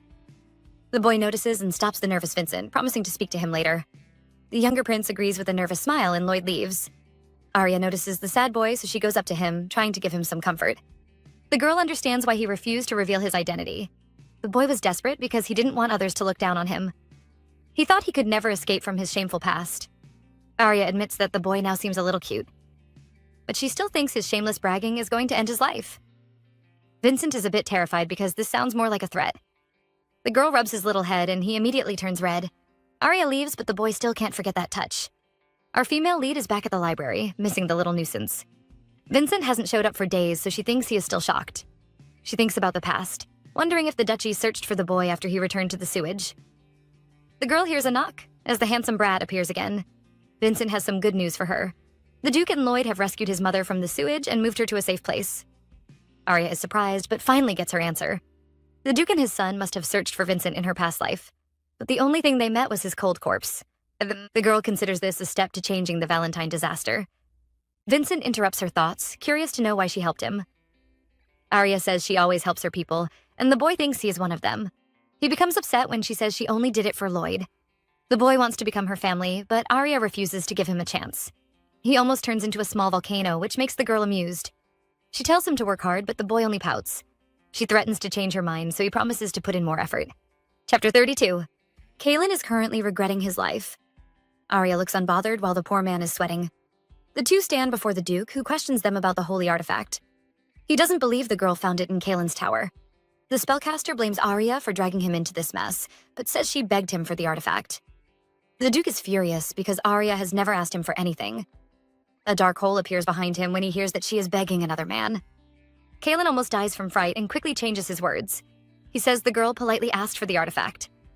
The Duke becomes more upset and the flames of revenge appear on his body. He couldn't believe his precious baby was asking another man. Arya watches with a smile as the innocent Kaelin is tortured.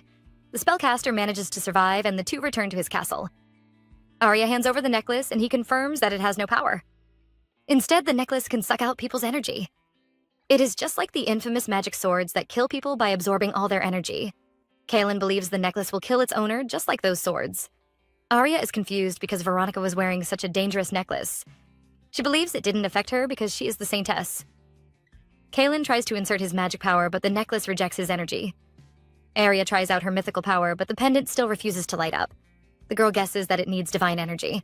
Unfortunately, our heroine plans to stay far away from the Holy Empire. Arya puts the necklace back on her neck and focuses on her main mission. She tries to convince Kaelin to open her core, but the man refuses. He had asked her to prove herself, but now he says he never promised her anything. Arya is furious, calling him a nasty cheat. The man explains that her magic will recover in a year and doesn't understand why the girl is so desperate. Kaelin becomes upset as he remembers Arya's crimes. The girl said she was going to Papal Church, but instead sneaked out to the lowest point. Arya ignores the fuming man because she is only afraid of the capital. The Holy Empire is known for its healing ability. They think the sirens are threats because they also have the power to heal. Arya knows the church will attack her if they learn about her existence. Just like her past life, they might also start a war. The spellcaster knows the girl is ignoring him on purpose. She must be waiting for him to stop nagging and open her core.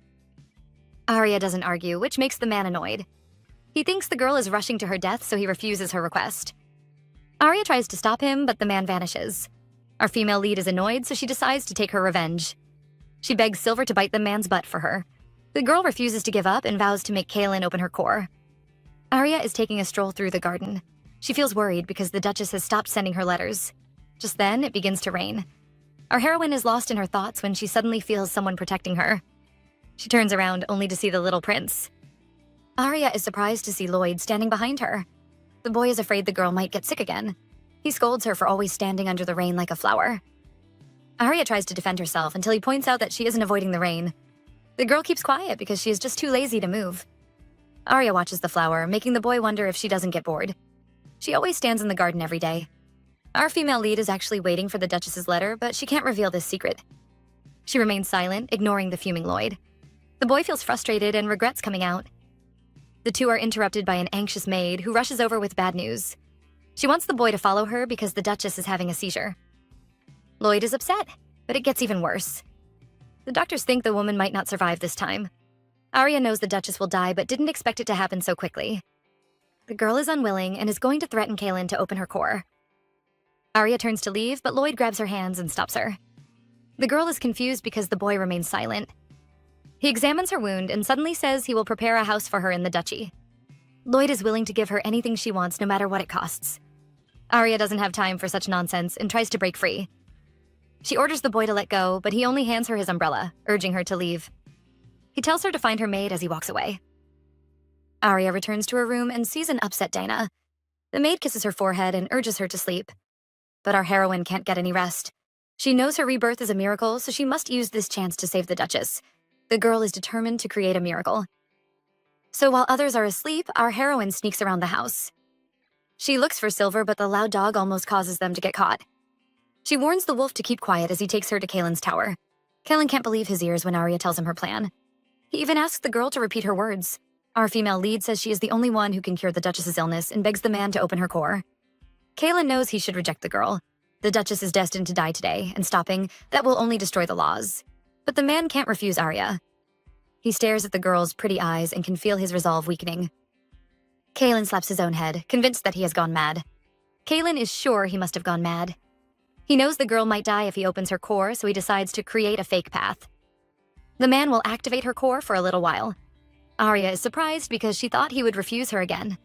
The girl grins like a proud cat, and Kaylin turns his head away from the proud bunny. He warns the girl that her body might suffer from the side effects.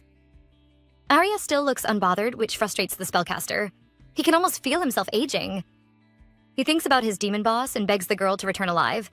The man is afraid the Duke might kill him. Kaylin cuts open his finger, letting a drop of blood appear. He writes a seal on Arya's head, and we see a flash of golden light. In the next second, it disappears, and Kaylin steps away. Our heroine is waiting for a big change, so she feels a little unsatisfied.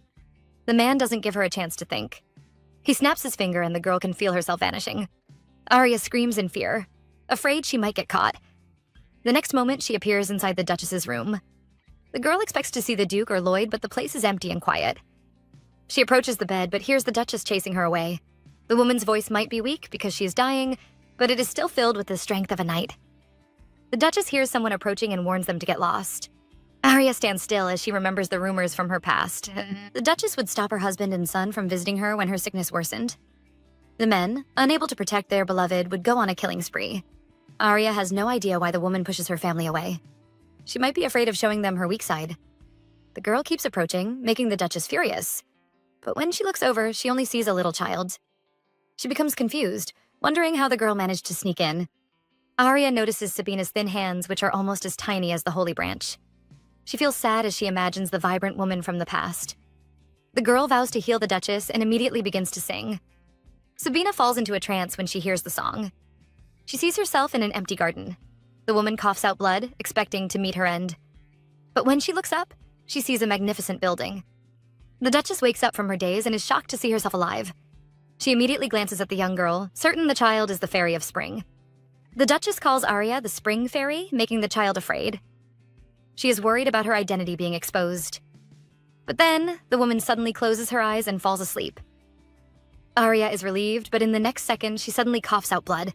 The girl doesn't panic because Kaylin already warned her about the side effects. She can feel her internal organs twisting around and finally understands why Kaylin refused to open her core. Arya is sure she would have died. Our heroine can barely walk, but she still feels happy. She has changed the Duchess's fate and saved her life. The girl rips apart the teleportation scroll and vanishes from the spot. She reappears in the garden, coughing out blood. Arya thinks she is alone until she hears someone scolding her for coming to the garden again. The girl turns around only to see Lloyd watching her from upstairs. She feels worried, afraid the boy might have seen her vanishing or coughing out blood. Instead, he somehow thinks that she is crying in the rain. Our heroine becomes confused until she realizes that the boy is thinking about a movie scene. He probably thinks she is a lonely protagonist crying under the rain to hide her tears. Arya knows it is a misunderstanding, but she is too lazy to explain herself. She will just let the boy misunderstand. Lloyd sighs because the girl always drives him crazy. He suddenly jumps off the building and appears before Arya. The prince pretends to be nonchalant as he warns her to stop standing under the rain. He moves closer, begging her to stop hurting herself. Arya stares at the stern-looking boy, and in the next second, suddenly rubs his head. Lloyd is frozen in shock, but our heroine is also surprised. The child's hair feels so soft. The girl is happy, and even rubs his head a few more times. But then she feels strange because her heart is beating too fast. Lloyd glares at the girl, questioning her actions. Arya can't explain, but she is just trying to give the boy some comfort. Every time Dana rubs her head, our heroine always feels happy and safe. She continues stroking his head, hoping the boy would also feel some comfort. Arya says she wants him to be happy, and the little prince immediately turns red. The girl keeps rubbing his head, thinking to herself that the boy looks like a grumpy cat. Lloyd suddenly grabs her hand, pretending to dislike her touch. But his red ears totally betray him. Lloyd pretends to be upset, but his red ears have already exposed him. He is worried about Arya because the girl can get sick just from standing under the rain. He thinks a weak girl like her would definitely die in the duchy. Arya isn't afraid of that. She knows that the Valentine's brides would all die young, but she came here anyway. Lloyd is frustrated by her reaction, so he drags the girl away.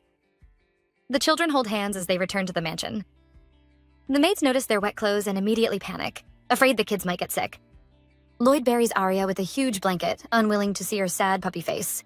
He doesn't know why the girl insists on living in the duchy, but tells her the place is hell. Arya can hear the hatred in his voice. The boy seems to resent the duchy, and also himself. He drags her away, explaining that she can never leave after entering the duchy. but he is willing to help her escape. The prince takes Arya into the bathroom and sets up a hot shower. He even glances at the child, wondering if she can bathe herself. Arya warns him to stop treating her like a child. She takes a look at the hot water, wondering if the boy is trying to kill her. Her skin would boil if she goes inside. But then she remembers that the servants have assisted Lloyd all his life. The boy probably knows nothing about adjusting the temperature. Our heroine thinks he is cute, so she rubs his head again, praising his efforts.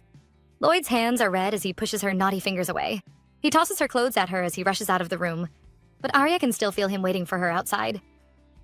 She knows the boy is annoyed because she had fallen sick before. He is probably afraid that she might fall ill again. Our heroine is feeling happy until the boy says he is searching for a new house for her. He thinks he will find one in a day, so he warns her not to fall sick. Arya feels upset because the boy is so desperate to chase her away. Lloyd suddenly mentions their marriage. He says the girl can only divorce him when they're older, so he's giving her this chance to escape. Who would know that Arya would suddenly rush outside? Lloyd is surprised to see her, but the girl says she isn't running away. She knows she can leave their castle and have a normal life somewhere in the duchy. She can even ignore the Valentine disaster, but Arya knows she will regret it. She tells Lloyd they can get a divorce 10 years later and asks the boy to marry her. Lloyd is surprised because who would want to get married and have a divorce 10 years later? He is confused by Arya's behavior because she isn't greedy for money or power. She doesn't even care about her safety, so he has no idea what she wants. Arya suddenly pulls him closer and gives the child a peck.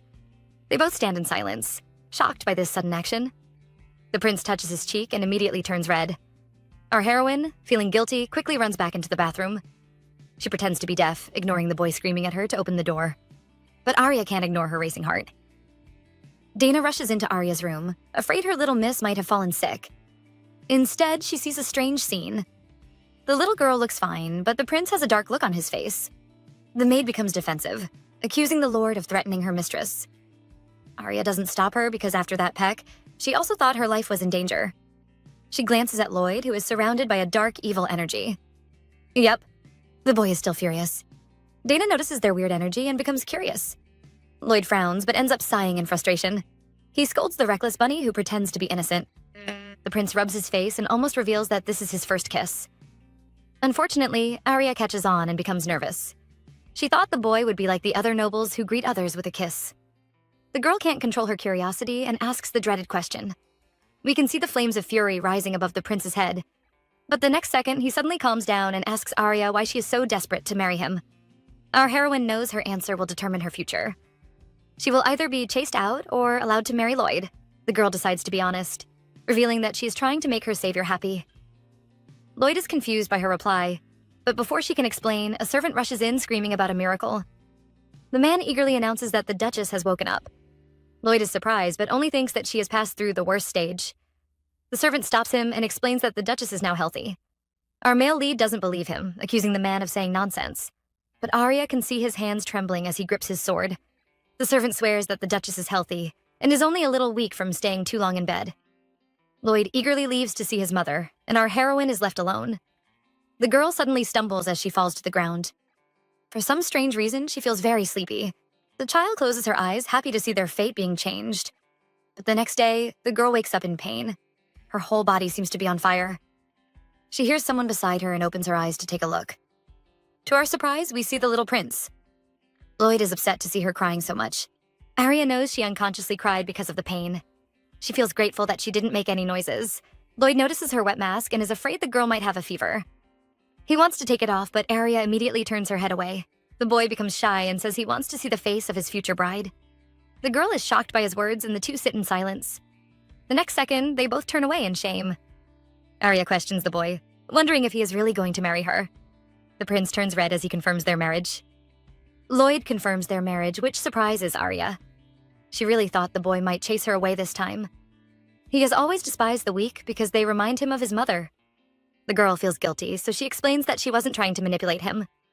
Lloyd knows the girl isn't a schemer. Instead, she is a little fool who doesn't know how to take care of herself. Our heroine is stunned by her new nickname, but it feels better than being chased away. The boy pretends to be unbothered and says he doesn't care about Arya's face.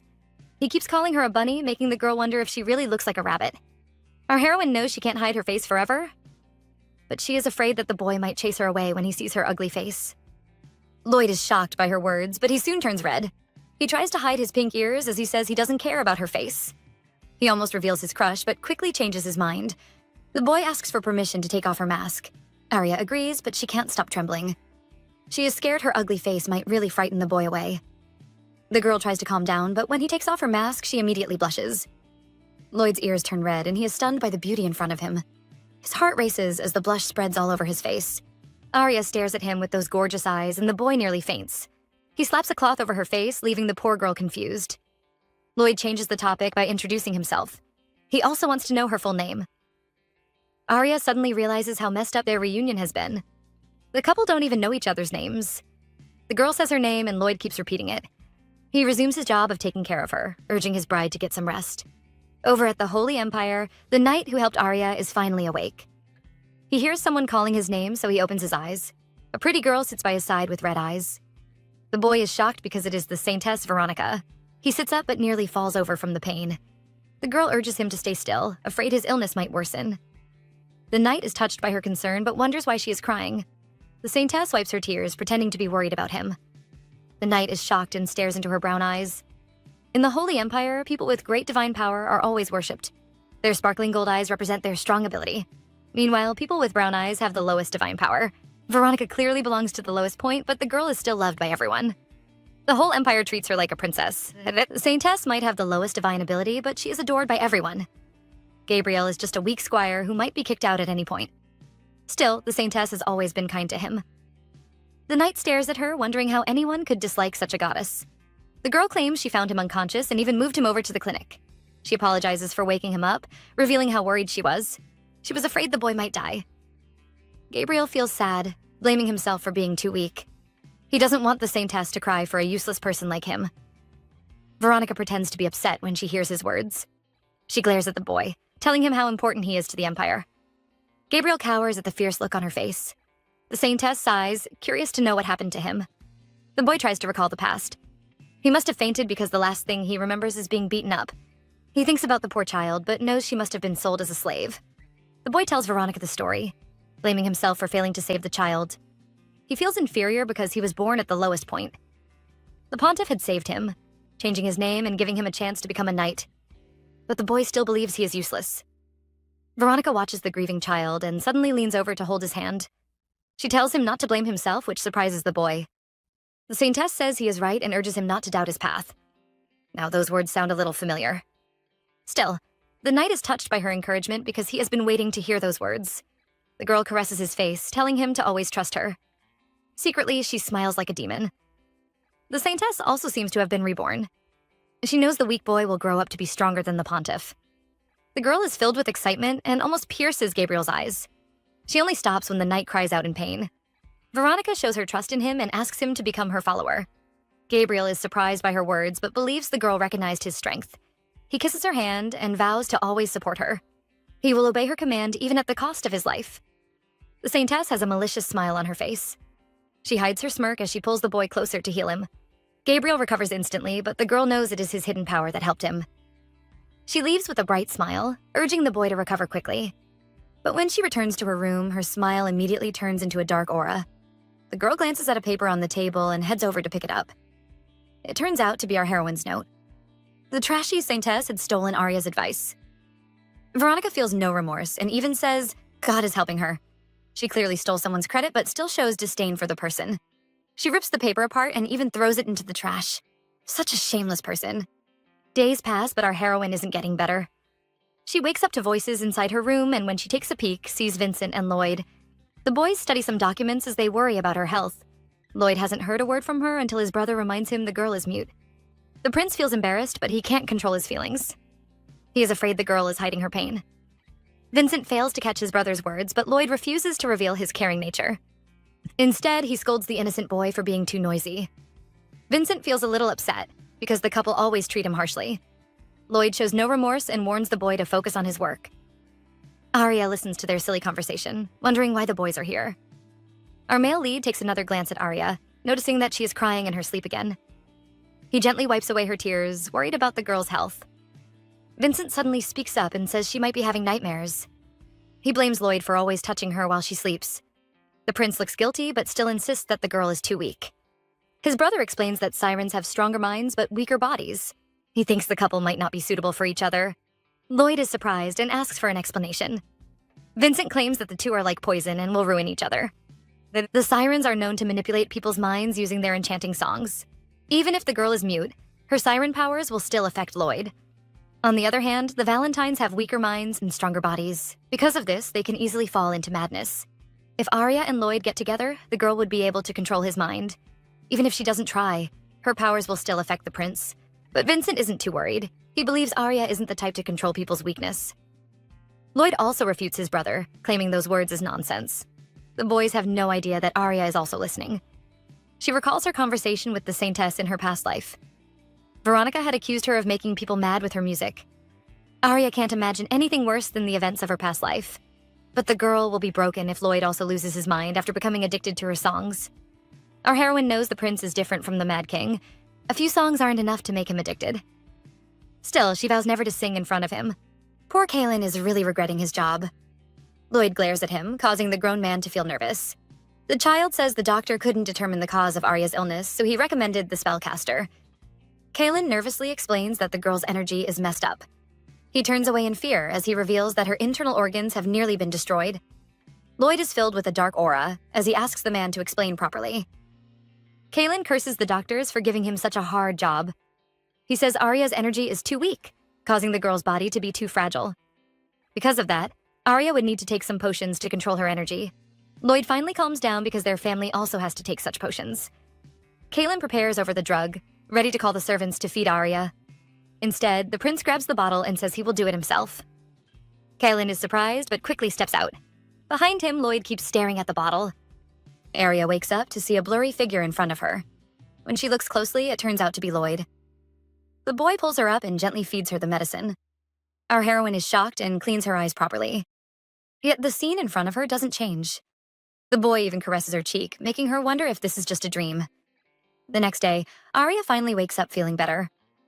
When she glances to the side, she sees Lloyd standing beside her. Our heroine is surprised, but when she asks the boy, he claims he just arrived. The girl feels upset, thinking it was all a dream. There is no way the busy prince would take care of her all night. Lloyd explains that the girl has been sick for a week. Arya notices his tired face, wondering what happened. The boy can't hide his huge eye bags as he says he hasn't slept for a week. He changes the topic, but the girl becomes more curious. Unfortunately, the two are interrupted as Dana steps in with their breakfast. She pauses in shock when she sees Arya's bare face. Our heroine turns away, worried her ugly face might frighten Dana. She becomes upset at the thought that the woman might not like her again. Just then, the maid finally speaks, asking where the prince found such a lovely fairy. Arya is surprised but thinks the woman is teasing her. Instead, Dana becomes more excited and even leans down to give the child a kiss. She is convinced her little miss might actually be a pretty fairy. Arya rubs her head, happy with her kiss. But then, she glances at Lloyd and the two kids remember that awkward peck. Dana laughs when she sees the children blushing and looking away from each other. The prince whispers to her, warning the maid to stop her strange behavior. She is leading his innocent little wife astray. The maid is curious, but the boy refuses to explain further. He is afraid Arya might have heard his words. Our heroine is desperate to save her life, so she strongly shakes her head. The boy remains suspicious, so she quickly changes the topic. The girl tries to use her face card to distract him. Lloyd is defeated by her looks, but when he asks her to eat, the girl can't move. She is too weak to even feed herself. The prince acts frustrated, but he still rushes to her side to feed her. Arya is stunned as his tone reminds her of the dream she had. The girl blushes in shyness, but Dana misunderstands. She tells the prince to be gentle, but Lloyd feels aggrieved. He has never been this gentle in his whole life. Arya finds him cute because she knows the rich boy has never fed someone before. Lloyd has a bad feeling when he sees the girl's smiling face. She must be having bad thoughts. As expected, she leans over and eats right from his hand. The girl has a bright smile as she urges Lloyd to continue feeding her. The prince is stunned by her beauty and obediently follows her request. Arya is full of happiness. Not only has she recovered, she can finally see her mother-in-law. The girl asks around, desperate to find a good gift for the Duchess. The maid encourages her to bring some flowers from the cherry blossom tree. Arya remembers the tree outside her room, so she rushes over quickly. The girl arrives at the spot but soon faces a huge problem. No matter how hard she jumps, she just can't reach the branch. Arya is about to call her pigeon friends when she suddenly hears a voice from above. The petals fall over her, making the girl look up. She sees Lloyd climbing down the tree and suspects the boy might actually be a cat. The prince has heard about her visit to the Duchess and hands her a flower to give to his mother. Arya refuses to take it because the boy has cut off the whole branch. She is afraid the Duchess might be upset, so she only selects the flower buds. The boy is confused because he wanted to prove to the Duchess that the trees have bloomed. Arya praises the flowers, which makes him shy. He turns away, wondering why the girl is so obsessed with the flowers. Arya notices his red ears and decides to play a prank. She sneaks up and secretly places a flower on his ear. Our heroine is almost caught, but thinks of a lie to deceive the boy. Poor Lloyd falls for her trick, but then the flower really suits him. Arya feels proud because she can tell the boy has never been pranked before. She has taken both his first prank and his first kiss. Our heroine smiles, but notices someone behind Lloyd. The redhead can barely hide his laughter, and Arya remembers his name is Claude. The boy is Lloyd's secretary, and she has seen him around before. He seems to be older by a few years, but they had never met. She stares at the laughing child, certain he also died in the Valentine disaster. Lloyd glares at his secretary, scolding him for laughing. Claude stares at Arya with his puppy eyes, begging her to help him, but his actions only make the Lord more upset. He tells his secretary to turn around because his eyes are too irritating. Claude tries to resist, but a glance at Lloyd's demonic face makes him change his mind. Arya watches as the innocent boy is forced to walk backwards. Just then, she feels someone trying to hold her hand. Arya glances at Lloyd, who pretends like nothing happened. The girl smiles as she boldly grabs his hand. The boy refuses, afraid his strength might hurt the girl. Arya says she trusts him, so she isn't worried. Lloyd stares at her pretty smile and also begins to laugh. The children arrive at Sabina's room, and Lloyd notices the girl's nervous face. He teases her because she always looks fierce with him. He never knew she would also be scared. The prince rushes in suddenly, and the two see the Duchess waiting for them. The two children rush in only to see the Duchess waiting for them. Lloyd is still worried about his mother's health, but Sabina only feels a little pain. Meanwhile, our heroine is fangirling over her mother-in-law. She imagines the woman in a knight's uniform and can barely stop herself from drooling. The mother and son soon notice the girl's sparkling gaze. Sabina teases the child, offering to let her touch her face. Lloyd rushes to defend his wife, which makes his mother laugh. Her son has always been focused on his lessons, but it seems like he has finally fallen in love. The prince is shocked, silly, unable to say a single word. Sabina is convinced that the boy has a crush, but Lloyd hurriedly denies it. His mother teases him, picking out the flower placed on his ear. Our male lead is stunned before he turns and glares at the culprit. He finally knows why all the servants were staring at him. Arya shows no remorse and even says he looks good in red. The prince is full of frustration, but his anger disappears when he glances at Arya's smiling face. Our heroine spends the next few days in happiness. She visits the Duchess with Lloyd until the woman finally recovers. But those peaceful days finally come to an end. Right now, a battle is going on between the Grand Duke and his son. They both glare at each other, scaring our precious Arya. The atmosphere is more terrifying than that day at the prison. The Duke still remembers Lloyd's attempt to kill Arya, so he refuses to give his daughter to this brat. Meanwhile, the butler thinks of his boss's two sons, wondering how he got a daughter. Lloyd challenges his father, reminding him that he brought Arya into the castle to become his bride. He points out that the man had also tried to kill Arya before he became obsessed with her. The Duke still refuses to accept his son's proposal, and they both start another staring contest. The Duchess finally steps in, shocked to hear about their attempts to end the girl's life. She scolds the two men, wondering if they have lost their minds. They seem to have been causing trouble just because she was ill. Sabina asks Arya to come over, placing the child on her lap. She glares at the annoying men, wondering why they would think of hurting this precious baby. She glances at Arya, afraid the child might develop some trauma. Instead, she spots the bruise on the girl's neck. The Duchess immediately turns into an angry mama bear. She is ready to end the men's life, but Arya quickly stops her. Our heroine says she is okay, because she already expected such problems. The Duchess warns her to stop saying that, because she might actually get used to such treatment. She tells Arya she doesn't need to be strong. The child can even hate those annoying men for the rest of her life. Sabina knows the events happened a long time ago, but she doesn't want Arya to forget them. She tells the child not to speak to the Duke or Lloyd until they both apologize. Even then, she doesn't need to forgive them. The woman says Arya isn't okay. The child is just unaware that she is hurt. Our heroine remembers Lloyd's words and finally understands the meaning. She had gotten used to the harsh treatment from her past life, so she really thought she was okay. But now our heroine cries as she realizes that she was also hurt. The men are both surprised to see the child sobbing. Sabina is heartbroken and hugs the girl closer. She glares at her useless husband and son, warning them to get lost. The mama bear furiously tells the men to get lost. Lloyd is upset to see his wife crying, but the father and son have no choice than to leave. Arya didn't expect the Duchess to chase the men away. She realizes that they are now alone, so she feels a little shy. The Duchess pets the girl, encouraging her to scold her son. Unfortunately, Lloyd was born with a strong body, so Arya can't hit him. Our heroine is surprised but doesn't think it is appropriate to curse her future husband. The Duchess tells her not to worry because she will never be as bad as her annoying husband and sons. Our heroine thinks about the three scumbags and agrees with her mother-in-law. She tries to hide her smile, but Sabina notices. The woman caresses her face, encouraging the girl not to hide her emotions. She wants Arya to do whatever she wants. The child feels awkward, so she gives a very fake smile.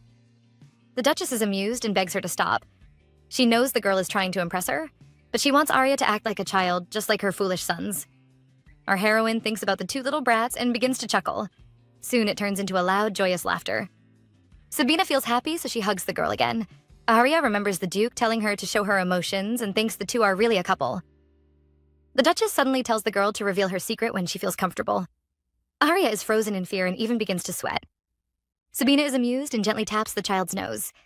She even calls her the Fairy of Spring. Our heroine realizes that the woman already knows her true identity. Meanwhile, the father and son stand outside with dark faces. Lloyd speaks to his father with a harsh tone, but the Duke warns him. He stares at his furious son and knows the boy has something to say.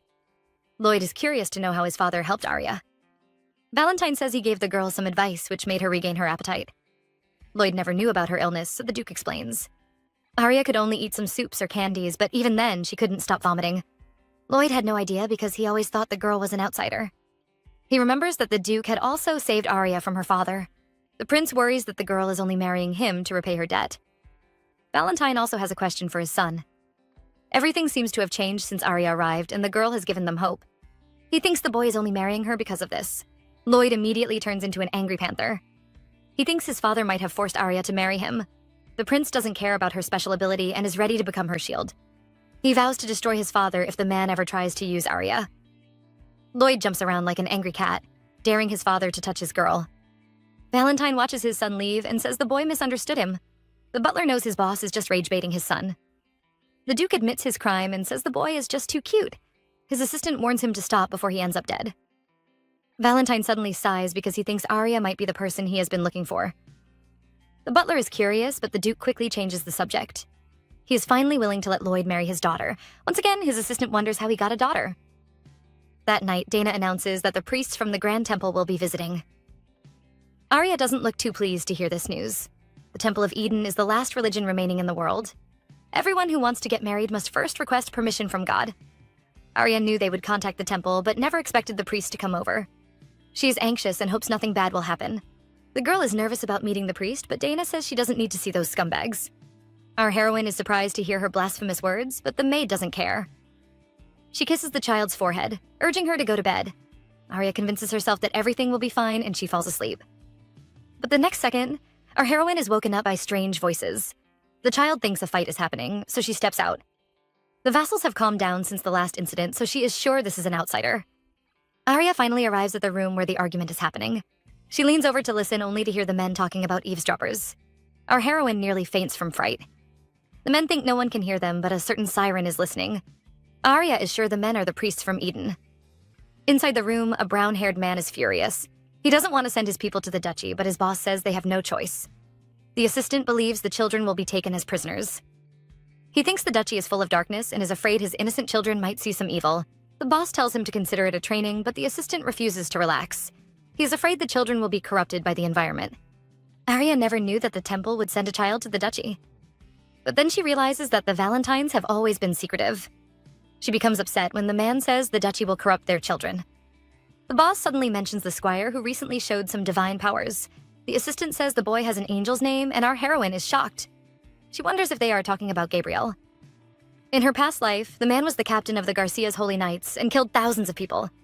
He even believed that it was God's will and killed without hesitation. Arya trembles as she recalls that madman. She tries to convince herself that it must be another person. Inside the room, the two priests have decided to send Gabriel into the duchy. They are afraid the boy might explode because of his chaotic energy and cause damage to the Empire. The priests know the boy is desperate to refine his ability, so they are determined to use him. The girl can hear them moving closer, so she hurries to hide. The two men are relaxed and even plan to let the boy volunteer himself. Arya watches them leave, despising the scheming men. They are unwilling to send their precious candidates and are trying to scam a little squire. She can't believe such wicked people are actually priests. Our female lead begins to doubt the meaning of good and evil. Garcia might be the symbol of good, but it is just as dirty as the duchy. She thought the two places had no connection, but it seems Garcia is sending a child over. The girl knows the Empire must get some benefit, and wonders if this is an exchange. Arya is lost in her thoughts when someone flicks her head. She looks up surprised to see Lloyd. Lloyd is walking around when he spots the eavesdropping Arya. The girl says she couldn't sleep, so he advises her to listen to a lullaby. Our heroine leans over, asking him to sing one for her. Lloyd almost swears at her, so he quickly covers his mouth. He feels frustrated, but asks her to call the head maid. Arya stubbornly insists that it has to be him. The prince is upset because the girl teases him every time. Arya watches him throw a tantrum and finally realizes that they seem to be meeting often. Lloyd says his study is in the building, and the girl looks shocked. She really doesn't know which makes the prince disappointed. He always thought the girl was hanging around the garden because it was close to his study. He finally realizes that it was just a coincidence. The prince almost faints when Arya mentions his mother's advice. The Duchess wants her to swear, so Lloyd encourages her to do it. The little girl has never cursed, so she has to think for a while. Soon, she mentions all the harsh words she has ever heard.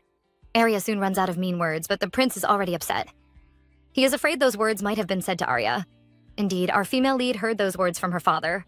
Lloyd is furious and wishes he could end the Count's life.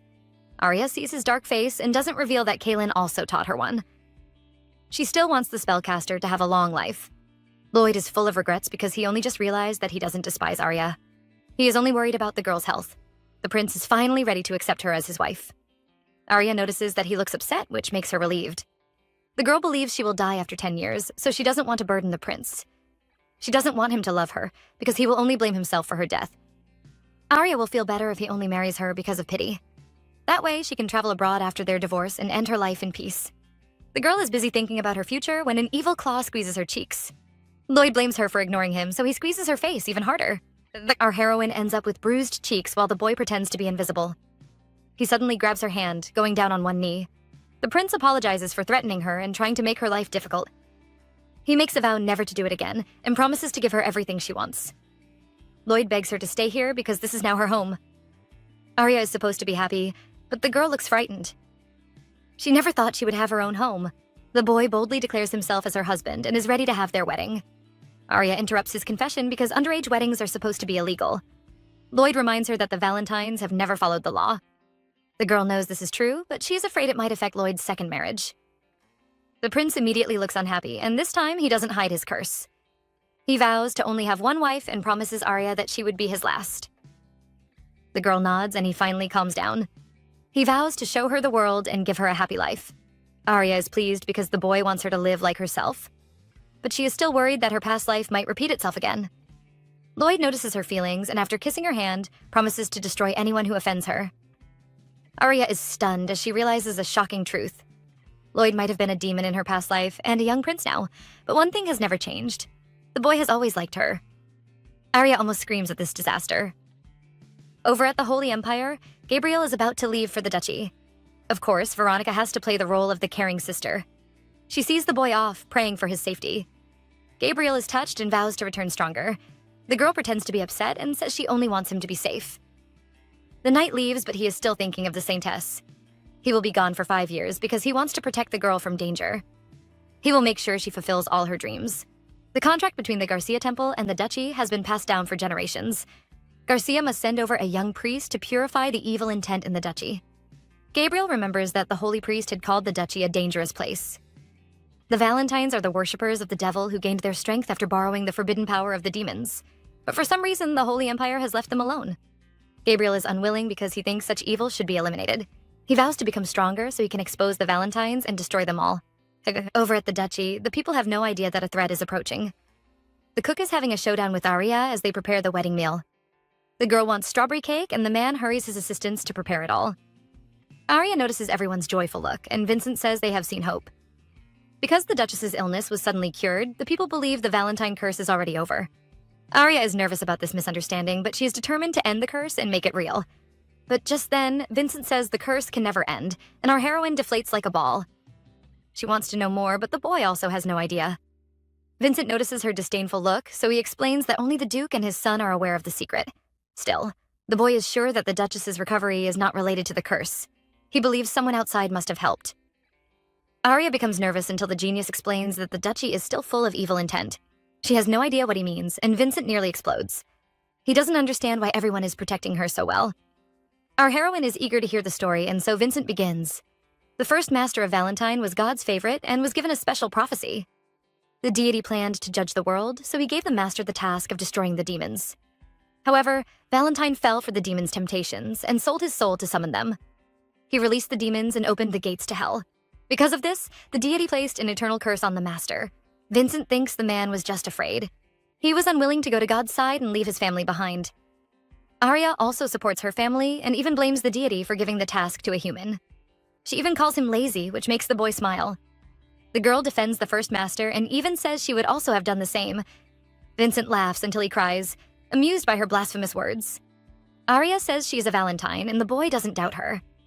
He explains that only the Holy Empire takes the story seriously. Because the tale has even passed down for generations, Vincent is certain that the truth has changed. He only wants Arya to know that the Valentines are born with a lot of evil intent. The curse even affects the whole duchy, making the people stronger and the animals bigger. Arya doesn't see anything bad with those changes, but Vincent says it is because they have been purified. He tells her that a priest is coming to purify the evil intent with divine power. The Holy Empire is also anxious to protect the duchy, because if they fall, the whole world will be destroyed. Arya finally understands why the Emperor respects the duchy. Everything will end if the evil intent is completely purified, but Vincent says it is impossible. The Valentines have spent hundreds of years trying to lift the curse, and even the pontiff couldn't achieve this goal. Arya believes her song is more powerful than the pontiff. She tells Vincent that she has a way, making the boy curious. Our heroine vows to break the curse and is ready to do everything she can. Arya wakes up to see a stranger standing beside her bed. The woman introduces herself as Arya's new maid. Dana explains that the girl was sent out of the duchy after being framed by another person. The true culprit recently confessed, so the maid was brought back. Our heroine seems to have a hand in this. Some days ago, a male servant who heard her singing came over to threaten her. He even boasted about framing another servant and chasing them away. Arya had simply brainwashed him with her song and made him confess all his crimes. Turns out, Moran was the maid who got sent away because of the evil man. Dana says the Duchess has ordered the girl to stay by Arya's side. She tells her mistress to keep the girl around and make her a permanent maid if she likes her. Moran won't miss this chance to advertise herself and quickly moves closer to Arya. She stares at her with puppy eyes and says she personally requested to become Arya's mad. The Duchess mentioned that Arya was the one who saved her, so the girl is here to repay her debt. She vows to serve the child until the day she dies. Arya sweats a little bit, wondering how the Duchess found out. Still, she welcomes Moran, which makes the girl very happy. The maid begins her duties and tells Arya about the urgent meeting with the vassals. Because of her wedding, the men are even using their war transportation scrolls. Our heroine is nervous, thinking that her wedding isn't as important as a war. She thinks a conference will be held, but Moran explains that it is just a formality. In the end, the prince will still get what he wants. Arya isn't relaxed because she thinks the vassals will surely reject the marriage. As always, the girl decides to go take a peek. She sneaks over to the conference room, but when she arrives, someone is already there. Arya glares at Vincent while the boy hides his face. She is covered with a dark aura as she wonders if he followed her. The prince isn't scared and says he already analyzed the girl. She is always at the scene whenever something major happens. The girl's chubby cheeks are squeezed into a pout, so the boy promises not to disturb her. The two reach a truce and focus on their mission. Inside the room, Lloyd announces his marriage, and as expected, some vassals protest. Most of them are unsatisfied because of the girl's background. They demand for an explanation and ask Lloyd to expose her origin. Our heroine knows the men are trying to chase her away. They think the curse has been lifted, so they are trying to marry their own daughters into the duchy. Eris is feeling nervous and is afraid their persuasion might make Lloyd doubt her again. Meanwhile, Vincent looks very relaxed. He tells her not to worry because his brother always gets what he wants. Just then, our male lead begins to behave like a tyrant. He swings his sword, obviously threatening the men, and asks again if they have any objections. The men become silent and Lloyd laughs like a demon. Just like that, the marriage has been accepted. Arya wonders how he could threaten the men when he is just a successor. She was prepared to brainwash them with her song, but Lloyd already settled everything. The girl feels her heart racing as she realizes that they have really become a couple. Even though two people already know about her abilities, they are still willing to protect her. Even Vincent seems to have taken an interest in her. Our heroine touches her heart, finally feeling like she's found a family. But soon, she hears footsteps approaching and someone calls their names. The two kids have been caught. But thankfully, it is just Claude. The boy had felt a presence, but didn't expect to see the two children. Vincent is furious when he notices that the boy was about to attack them. Claude shifts the blame to the prince because he had asked him to kill all witnesses. The two boys start an argument because Claude wants to report them to the crown prince. Vincent tries his best to persuade him, but the secretary is just too stubborn. The second prince is unhappy because he will be the only one getting scolded. Lloyd might even blame him for dragging Arya along. He begs Claude to overlook his mistake, but the secretary pretends to be ignorant. The two kids are forced to watch him with open mouths. Vincent soon explodes, refusing to believe that the secretary won't help them. Claude remains calm and ignores the fuming prince, causing Vincent to nearly pass out. The knight is clearly enjoying his misfortune and even comments on the prince's pale face. He drags him away while Arya watches the two boys. The secretary is really the only person that can piss Vincent off. The group eventually meets Lloyd, who scolds them for being noisy. Vincent is about to sacrifice himself and reveal his mistake when Arya suddenly steps in. She pulls Lloyd away and begs him to make Claude her knight. The secretary is stunned while Vincent just directly faints. The next day, the whole mansion is full of happiness. It is finally Arya's wedding day. Dana urges the girl to smile, and we see our gorgeous female lead. The maid praises her beauty, certain the fairies in the forest aren't as pretty as Arya. Maron is unwilling to fall behind and even says the child's smile can melt mountains. The two maids battle with words, all eager to praise Arya. Their words make the poor child embarrassed, and she tries to stop them. Maron shares a piece of advice with Arya, telling her that the people she loves are always the prettiest. She proclaims her love for Arya and urges the child to also love herself. Our heroine stares at her reflection, and for the first time, she really examines her face. She notices her gorgeous eyes and her pretty little smile. Arya realizes that she doesn't care about the world. She only needs to be surrounded by the people she loves. The girl smiles with happiness, finally understanding the meaning of love. Once again, Maron confesses her love for Arya, but this time she is caught. Vincent appears and isn't pleased to see another person confessing to his wife. He is ready to duel with Maron if she wants to fight for Arya. The maid immediately hides behind the girl, refusing to see the scary prince. She apologizes to her mistress because her love isn't strong enough to face Lloyd. Arya is amused until she notices how handsome her husband looks. He seems different with his new clothes, and even his hair has been styled. The girl feels shy and doesn't know where to look. The boy also remains silent, making her wonder if she looks weird. She doesn't feel ugly for the first time, but Lloyd's silence is making her doubt herself. Just then, the boy tries to touch her veil, causing Arya to glare at him. His action is inappropriate, but she soon notices his red ears. The girl recalls Maron's words, and her heart begins to race faster. She has just realized that Lloyd is the most beautiful person in her world. Arya admires Lloyd's beauty, but when she praises his good looks, she uses the wrong words. She calls the boy pretty and doesn't understand why he looks annoyed. The girl finally realizes her mistake, but it is too late. The prince moves closer, telling her to look at the mirror. He indirectly calls her pretty, which surprises Arya. But Lloyd doesn't seem to understand what he just said. The girl can't hide her smile as she thinks of ways to tease him in the future. She starts laughing at his cute reaction, which pisses off the boy. He decides to take his revenge and suddenly lifts Arya. He even teases her about her weight.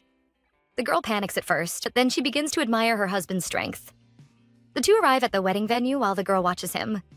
She wonders if the boy is upset because they are only having a short wedding. But she is sure he doesn't care since he has achieved his goal. He just wants to announce her status to the world. Lloyd faces his little bunny, asking her to hold his hand.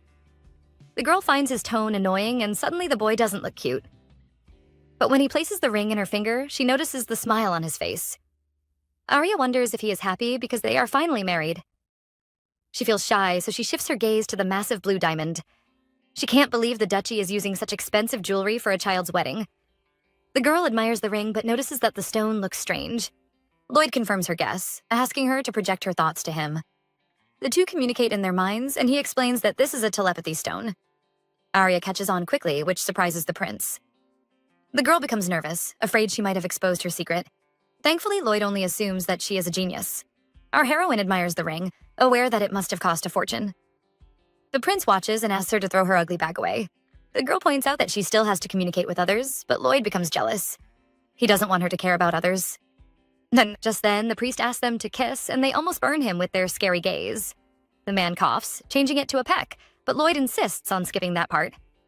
The butler looks disappointed, but finally announces them as husband and wife. The people begin to clap, but Arya is disappointed by the short ceremony. Lloyd asks her to take his hand, and his action reminds her of the past.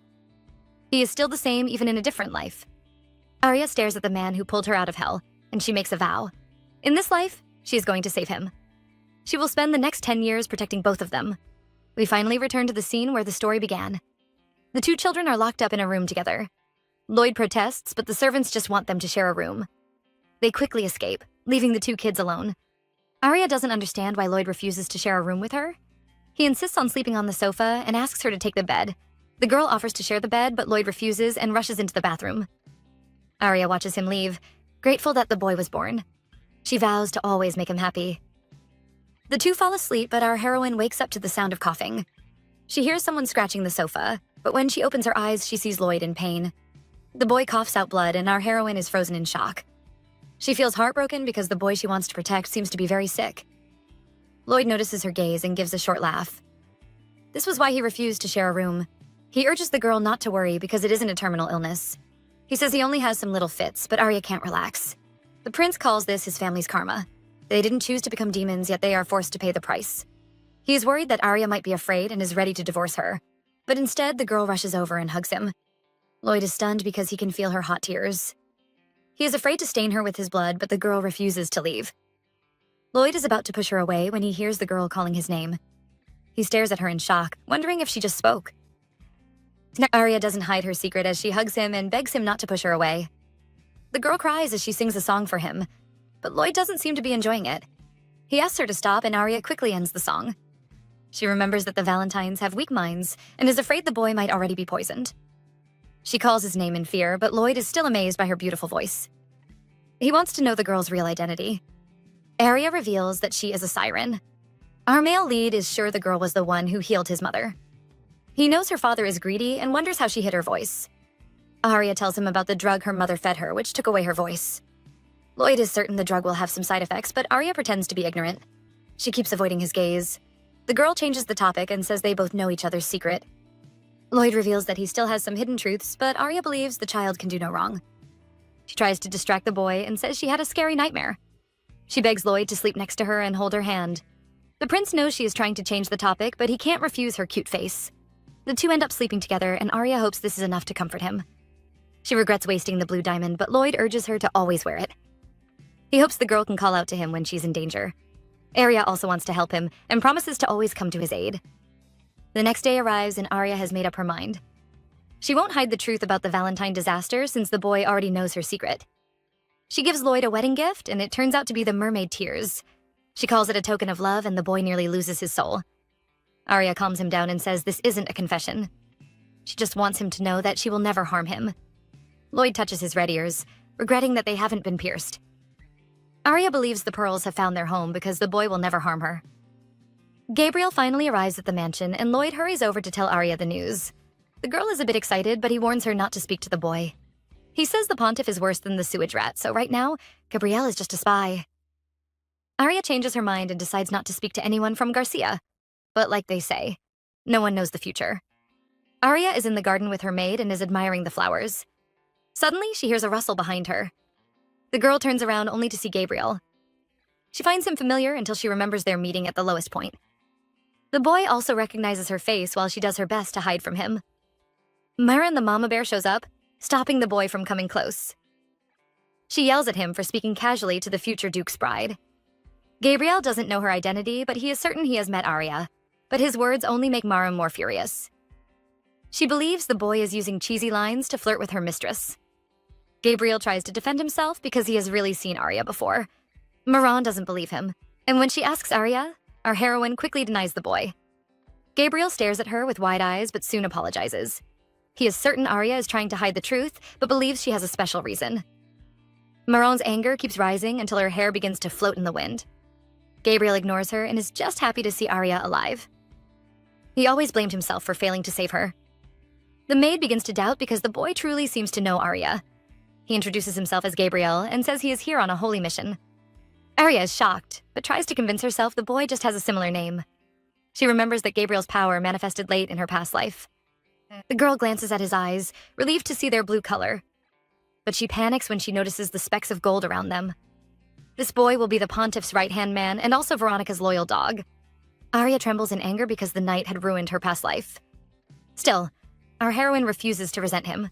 She plans to ignore the boy but suddenly changes her mind. If she can win Gabriel over to her side, she will have a powerful ally.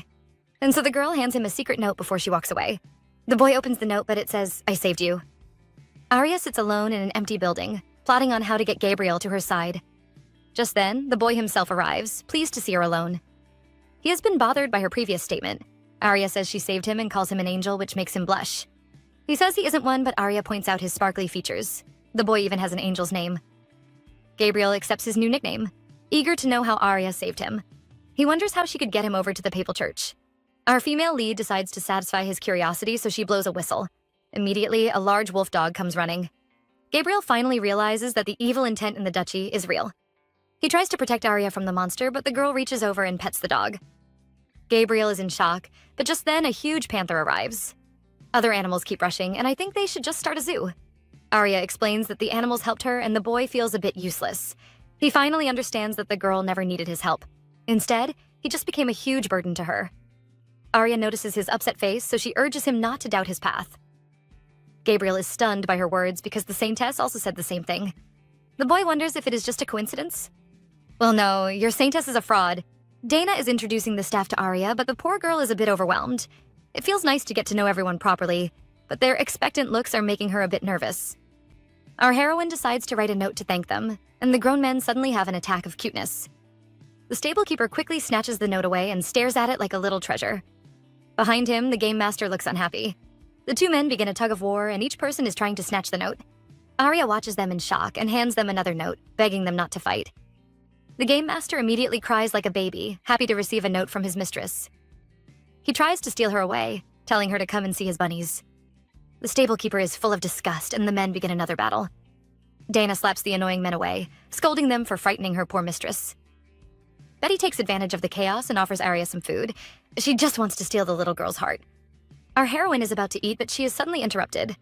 A scary-looking man arrives with a patch over his eye. He introduces himself as Dustin, the captain of the Black Falcons. Arya stares at Claude beside him, but the poor boy looks like he was beaten. Dustin was supposed to be Arya's knight, but the girl requested for Claude. He praises the child, certain the boy's ability will soon surpass his own. Arya is impressed because the man doesn't seem jealous. He is not like her father, who beat her up because he was envious. Our female lead is curious about Claude's injured face, and the boy immediately complains. He was beaten up by the jealous guards because of Arya. Dustin covers the boy's mouth, saying, "These are battle scars from training." Claude wonders which training has 17 people against one. Arya interrupts them, asking Dustin if he hit the boy. The man denies, and Claude stares at him in shock. He finally confesses that he sat by and watched.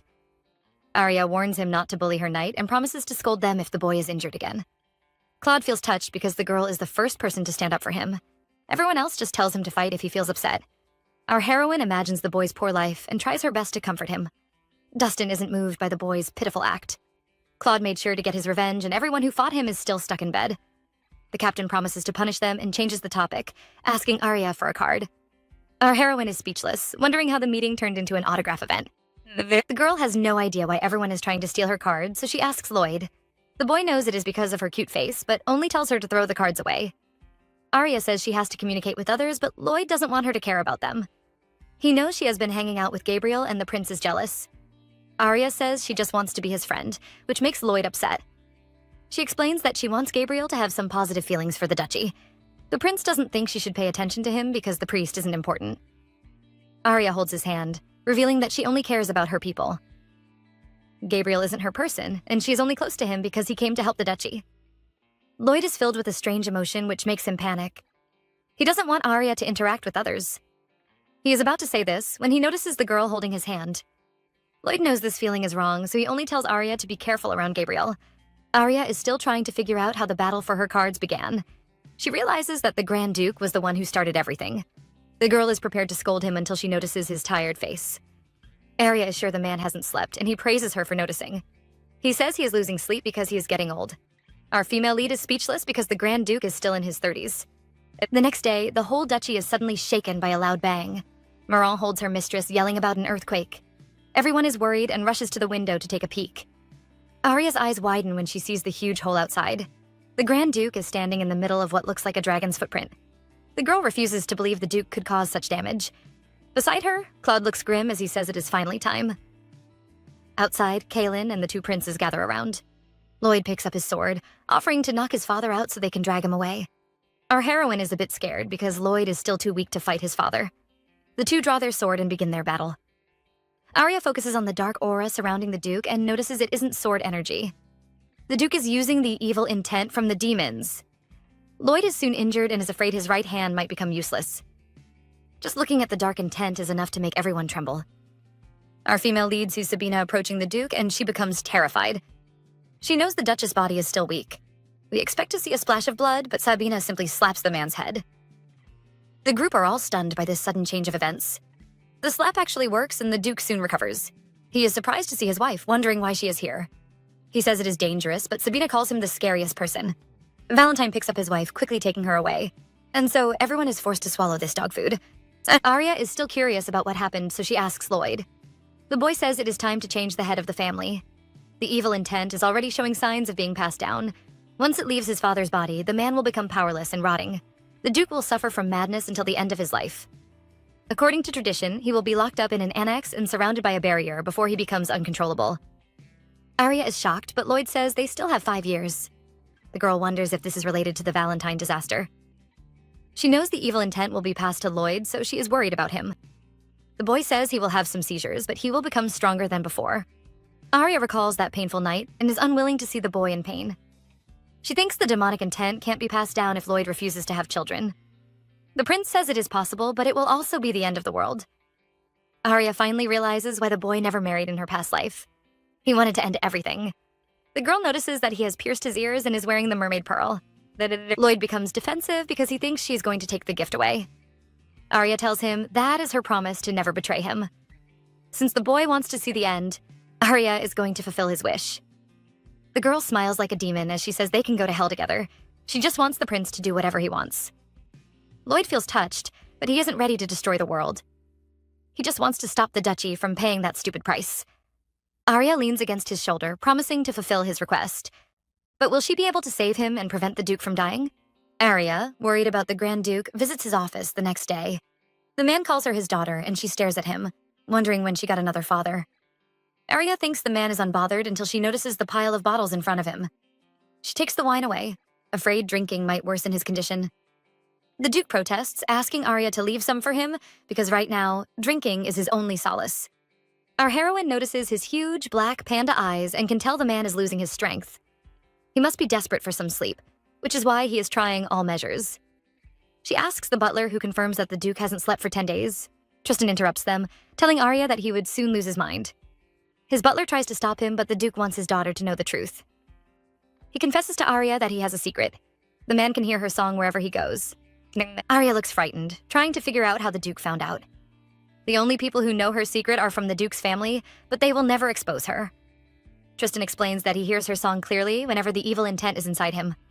Arya looks defeated as she realizes that the Duke has always known her secret. She recalls her past life when Lloyd said her song could reach him anywhere. The girl always thought it was just a coincidence, but now realizes that it is the evil intent. The Duke should have black eyes like Lloyd, but because of the evil intent, they are now faded gray. Tristan knows he has no future, so he covers his eyes in despair. Arya is heartbroken because the Duke needed her song the most. Yet, he never forced her to sing and always left her alone. She drops the bottle and says her song can reach everywhere, even down to hell or demons. Arya is willing to use her ability to save the Duke from darkness. And so that night, the girl sneaks into his room. She is surprised to see his door unguarded until she remembers the Duke's formidable strength. The man seems to be asleep, but Arya notices his pale complexion. She knows the Duke is suffering and is impressed by his endurance. The girl, desperate to give him some relief, sings a lullaby to help him sleep. But she never thought the sleeping man would suddenly wake up laughing. Arya watches with a pout as the man's shoulders tremble from laughter. The child is upset, so she yells at him to stop. Unfortunately, the Duke laughs even harder. When he finally stops, he feels pleased because Arya sang about his angelic face. The man even strikes an arrogant pose. Arya glares at the Demon King, warning him to listen seriously. He is still talking about her compliment, so she tries to push him back into bed. Of course, she struggles for a long time, but the Duke barely moves. Arya feels like she has lost all her dignity. She hadn't used her mythical energy because she thought the Duke had a weak mind. This time, she plans to pour all her energy into this lullaby and knock the man out. Tristan teases the child, certain she will sing about babies and stars again. Arya's face turns red in embarrassment, because the Duke is actually right. She is about to leave from frustration, but the man pulls her back. He says the first song made him sleepy and begs her to sing another one. Arya is touched because the man has never been so vulnerable. After threatening him not to laugh again, the siren begins her song and the Duke soon falls asleep. Arya stares at the sleeping man, certain he must be a fallen angel. The girl watches him with a smile, vowing to take away all his nightmares. The next day, Arya is playing around when someone calls her name. Tristan arrives and the man looks better than before. He has prepared a thank you gift for Arya and tosses her a golden key. The girl is confused until he says it is the key to her room. Arya, happy to have her own space, immediately glows like the sun. The Duke is surprised because she wasn't this happy when he built her a playroom. He offers to show her the room and when the girl agrees, carries her like a baby. Arya is stunned, but she can tell the Duke is very happy. She is still reducing the evil intent, but seeing the happy Duke makes her relieved. Her happiness soon turns to fear as they approach the room. Arya is afraid the Duke might have decorated her room in a weird way. But when she opens the door, she sees a gorgeous and luxurious room filled with everything she likes. Arya doesn't believe that her father prepared all this, and Tristan finally admits that the Duchess also helped. Arya happily looks around the room and soon notices a pink bunny. The Duke says he didn't choose that, which makes Arya confused. She wonders why the Duchess got her a pink bunny, but soon remembers another culprit. It must be the naughty first prince. Arya is holding the pink bunny as she stares at Lloyd, who refuses to glance at her. The boy looks guilty and tries to cover his red ears. Arya is now certain he was the one who bought the pink bunny. She finds his reaction adorable, so she strokes his fluffy dark hair. Lloyd is enjoying this pampering until he remembers his pride and dignity as a prince. He quickly pushes Arya's hand away, causing the girl to feel some regret. The prince hands over some letters to distract her, and Arya immediately becomes curious. She thinks the boy is planning her debut, but Lloyd just wants her to pick a new adoptive family. He has recorded all the best houses, and when Arya chooses one, he will move her register over to them. Arya realizes that the prince is trying to hide her siren identity. She feels touched because Lloyd always does the best for her. The prince thinks she is afraid, so he explains that only her name will be moved over. Arya is afraid the families might not want a complete stranger, but Lloyd acts like a tyrant and says they are all below the Valentine house. Arya is convinced, but when she glances at the letters, they are all from famous families. She notices a name that makes her tremble in fear. The House of Chatoy is famous for supporting orphanages. They always hold charity events and have adopted a lot of children, but Arya knows this is all a facade. Count Chatoy had tried to sell her to Garcia in her past life. After he was chased away by her father, he quickly revealed her identity to the king. He convinced the emperor to hold a death trial for Arya, but instead of killing the siren, they replaced her with a girl from the orphanage. The count destroyed the girl's face and legs, killing her in place of Arya. He locked the siren in a cage and forced her to become the king's pet. The evil emperor rewarded him with a high position, giving him both wealth and glory. Because of their evil actions, the Pontiff of Garcia began a war. Lloyd sees his bride trembling with fear, and he immediately becomes alarmed. He is sure the Chatoy family must have offended his wife. Arya is full of anger, wondering why she had to suffer so much. Lloyd notices her pain and urges her to reveal all her grievances. Our heroine finally opens up and reveals that she has a lot of dreams. The girl wants to learn how to use a sword, cook, draw, and even travel around the world. She just wants to live a free life. Lloyd immediately starts thinking of ways to fulfill her dreams. He offers to teach her the sword and even plans to find her a drawing teacher. He also knows a spot where she can learn horse riding. The boy kneels in front of Arya, asking her not to focus on his dreams. He also wants her to achieve all her goals. Lloyd glances at the Chatoy family's letter and vows to kill everyone who has offended her. The couple are still together, but Lloyd seems distracted. Arya is curious about his thoughts, and he says he is planning to take her to the forest. The girl is certain he is lying, because he was glaring at the invitations with murderous eyes. Lloyd changes the topic and claims he can't take her to the forest because she looks too weak. Arya is confused because hiding her energy doesn't make her weak. She believes her weakness comes from her shortened lifespan. The girl feels sad and suggests that taking a walk with Lloyd might make her better. The boy calls the idea stupid, but the next second he urges her to come over. Arya is stunned when Lloyd suddenly lifts her up like a baby. The Valentine men seem to be obsessed with carrying her. She urges him to put her down, but the prince says she might fall sick. Arya's face turns red because Lloyd's embrace is different from his father's. The girl can barely breathe because of her racing heart. Thankfully, the two arrive at the garden before our heroine dies from lack of oxygen. Arya expects the place to be dark, but instead, the garden is covered in mana stones. Arya knows the Valentines own most of the mana mines in the Empire, but this is still too extravagant. She admires the garden that is glowing like the night sky and Lloyd's amazing beauty. She finally makes up her mind and chooses the Angelo house as her new adoptive family. Lloyd finds it a bit difficult because Duke Angelo is a very stubborn man. He won't even be moved by Lloyd's threats. The prince wonders why she chose the Angelos when the House of Chatoy is more famous. Arya flinches because she has made a mistake again. A child abused by her father shouldn't know about the affairs of the other houses. But in her past life, the Angelos were one of the few families who never listened to her song. The Duke and his sons had even died while fighting for the Empire. Arya quickly pushes the blame on the Chatoy family, calling them hypocrites for sending an invitation. Lloyd doesn't refute her and only suggests they head back. Arya tugs at his clothes and stops him from leaving. She hands over a sparkling mana stone and says it resembles Lloyd. The prince is confused but still places the stone into his pocket. He carries his little wife away, worried that she might fall sick again. The next day, Maran appears with a new dessert. Arya is so focused on eating, she doesn't listen to the maid's words. She only stops when Maran complains. Our heroine is surprised when the maid reveals that the Count of Chatoy is dead. She says the man was assassinated last night and his corpse was found in the morning. Claude scolds Maran because Dana had ordered her not to tell Arya. He thinks the girl is too young to hear such news. Our heroine glares at him because she is the oldest mentally. Marin ignores the guard and continues her story. The Imperial guards who investigated the Count's death discovered that his orphanages were used for crime. The man acted like a philanthropist, but was running experiments on children and selling them as slaves. The maid looks disgusted as she reveals that the whole Empire is talking about his crimes. Arya is surprised because everyone would be mourning the Count if his crimes weren't exposed.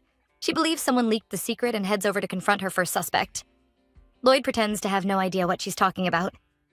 The boy tries to distract her by handing over the adoption papers for the House of Angelo. Arya knows the prince could only win Duke Angelo's trust if he was behind Count Chatoy's death. She explains that she isn't upset because the Count deserved to die. The prince still acts ignorant and urges her to sign the papers. He has a crazy smile on his face because the person who terrified his bride is dead. Another day passes and Arya is going to visit the Duke and his wife again. Claude complains because his young prince must be feeling upset. Arya thinks the prince might be jealous because she is hogging his parents, but the guard explains that Lloyd might want to see her too. The princess becomes nervous as her mind goes in a dangerous direction. She imagines herself visiting Lloyd's room at night. Claude protests his innocence because the princess is looking at him like a pervert. He explains that the prince only treats Arya like a younger sister. Well, our heroine doesn't want to hear this truth that makes her upset. She wants to grow faster, but her death and the Valentine disaster will also come quickly. Arya is bothered by these annoying feelings. Arya isn't the only one feeling bothered. Over at the Garcia Empire, Veronica is frustrated. She calls her loyal dog, but the boy hangs up on her to pray with the Grand Duchess. The girl trembles in anger, wishing that the Duchess could fall into despair. She knows Gabriel is loyal to her, but for some reason, she feels anxious. Just then, she overhears some priests talking about Count Chatoy. The man was also a missionary, and they thought he was setting up orphanages to share their gospel. The priests are still cursing the Count when the Saintess suddenly appears. Veronica pretends to be worried about the orphanage's children, but she has an evil plan for them. She tells the priest that she is willing to visit the orphanage and help those children. Arya has no idea what the demoness is doing. She is still curious about the mysterious necklace that doesn't react to her energy. Since the necklace was found in Garcia, she thinks it might prefer divine power.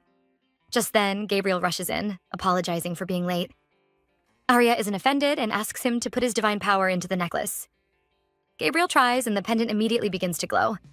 The priest is horrified and immediately throws it away. He explains that the pendant was trying to suck his divine power. Arya isn't surprised because she already knew the pendant's secret. The priest is curious about its origin, but Arya can't reveal the truth. Instead, she blames poor Kaelin for giving it to her. Gabriel almost faints when he hears that the Valentines also have a spellcaster.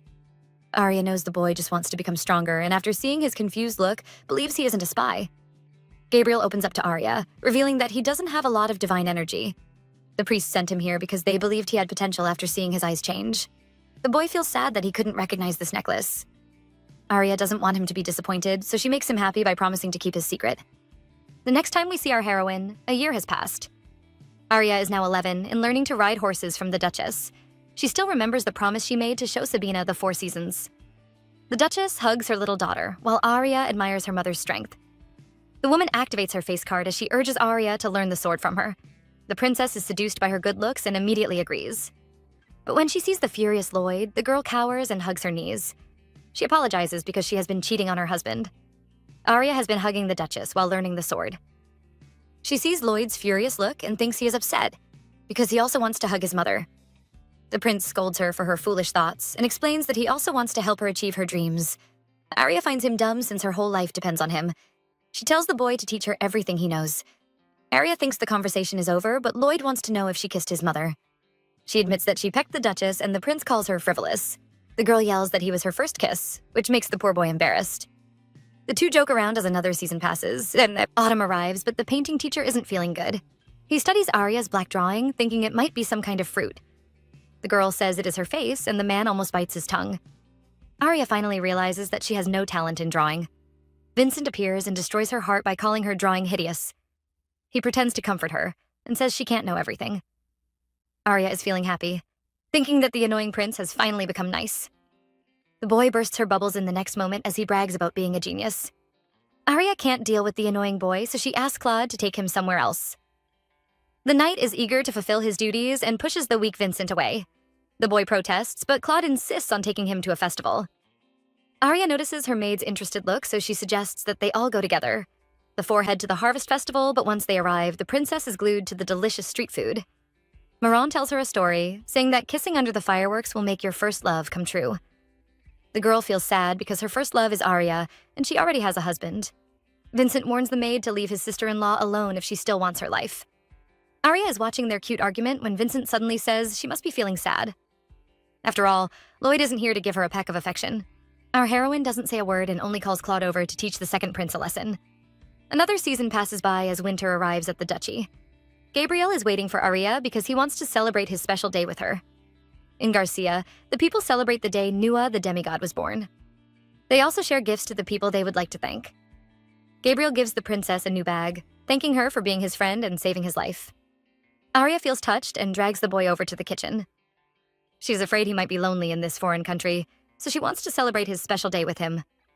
The girl prepares a cake, and her gesture makes the priest very happy. A few hours later, our heroine is feeling guilty. She is afraid Lloyd might be upset, so she decides to bake a cake for his birthday. Arya plans to learn from the chef, but the man has bad news. The first prince doesn't celebrate his birthday.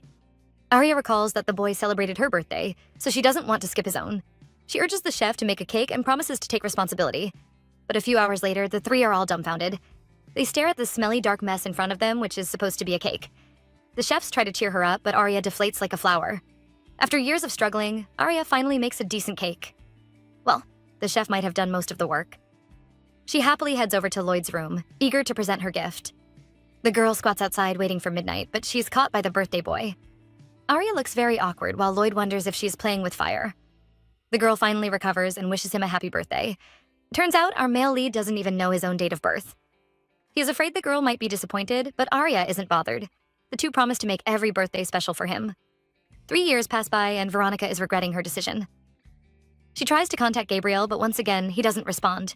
The Saintess smashes the communicator, cursing the boy for betraying her. She is afraid her plan is now ruined and regrets sending Gabriel to Valentine. Veronica refuses to give up and soon comes up with another plan. The girl grabs a weapon and slashes her own body. She pretends to be terrified as she contacts the pontiff. Meanwhile, our heroine is about to be blinded. She stares at Lloyd, who seems to be glowing like the sun. The prince notices her glance and questions her strange behavior. Arya covers her face as she complains about his change. Lloyd is now 18 and seems to have grown up. She frowns at him because he's no longer cute. The prince apologizes, which only makes her angry. The younger Lloyd would have thrown a tantrum, warning her not to call him cute.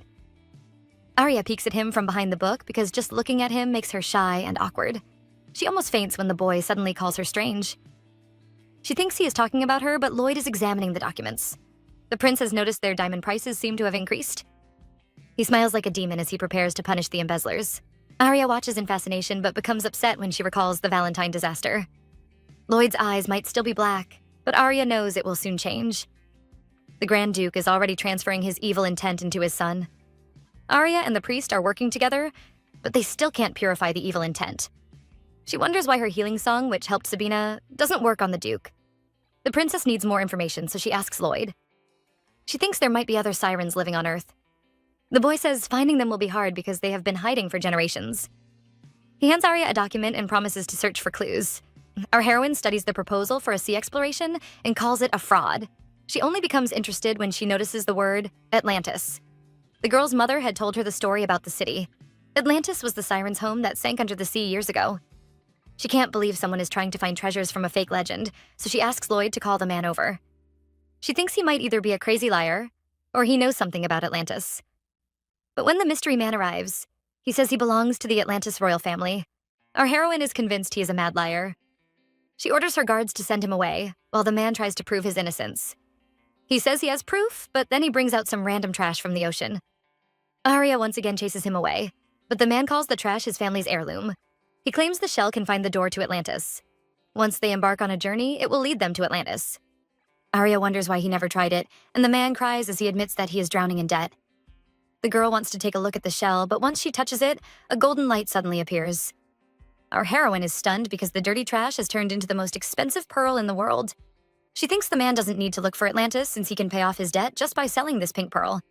Instead, the man drops to his knees and calls her his queen, leaving our heroine speechless.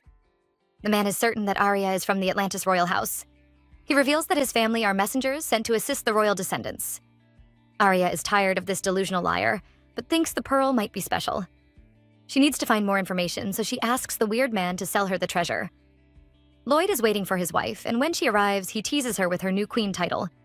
The girl warns him to stop mocking her and asks to see his wounds. Because of the evil intent, Lloyd's injuries have increased during the past years. Arya heals his arms, but she becomes upset and starts to cry. The prince tries to comfort her, but our girl is distracted by his big, strong arms. She is shocked by her dirty thoughts and immediately turns red. Arya pushes Lloyd away, trying to deny her feelings for him. The prince isn't upset because he had vowed never to touch her even when she becomes an adult. Our heroine doesn't know how to clear this misunderstanding. She studies Lloyd, noticing something strange. The Valentines are supposed to have weak minds, but Lloyd and his father aren't affected by her siren songs. Arya recalls a bit of her past life. She had met Lloyd a few times before she died. The man, covered in blood, killed everyone and begged her to sing him a song. The girl wonders if she fell in love with him at that moment. She is relieved that the current Lloyd hasn't lost his mind again. The prince notices her worried face and assumes that the girl is sick.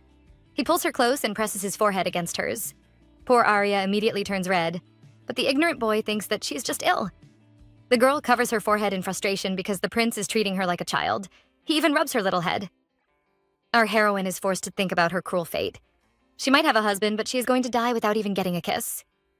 Truly a sad life. Meanwhile, over at Garcia, an angry priest comes looking for Veronica. The man yells at her, and when she tries to touch him, he slaps her hand away. The priest is upset because the saintess is spreading a fake rumor that he has been assaulting her. He feels sorry for her, but warns her not to put the blame on him. Veronica says he isn't innocent and accuses him of bullying her because of her weak divine power. Barome is amazed and finally confirms that the saintess is weird. He always disliked her, but it was never because of her divine power. The man always thought that Veronica was frightening, and even her eyes looked scary. The girl might have strong prophecy powers, but the priest is determined to expel her. Veronica panics because she doesn't want to be expelled. She sneaks up behind the priest and suddenly shoves him down the stairs. The saintess goes down, but instead of showing remorse, she just wants to confirm his death. The man's blood splashes on her face, and some gets into her mouth.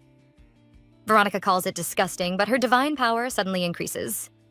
The girl can't believe that drinking a priest's blood can increase her powers. She is tempted to drain Barome's blood, but knows it will look suspicious. Everyone would suspect her sudden powers if they find Barome's blood-drained body. Still, the saintess is happy and vows to use her new weapon. Our heroine visits the happy Duke, who seems to be living his best life. Tristan is clearly using his weakness as an excuse to live like a bum. She is a bit surprised because the Duke was supposed to go mad after losing his evil intent. Tristan teases his daughter, saying she seems to be wishing for his madness. The man was supposed to be confined to the annex, but the doctors claimed he was getting better. The Duke believes that Arya's song must have helped him. The princess is surprised because she thought her song would make him crazy. The girl had done some research, but there was no record of anyone losing their mind because of the siren song. Yet in her past life, everyone who heard her song went crazy. Arya believes she was framed, and there is only one person who would benefit from her downfall: the Holy Empire and their fake saintess.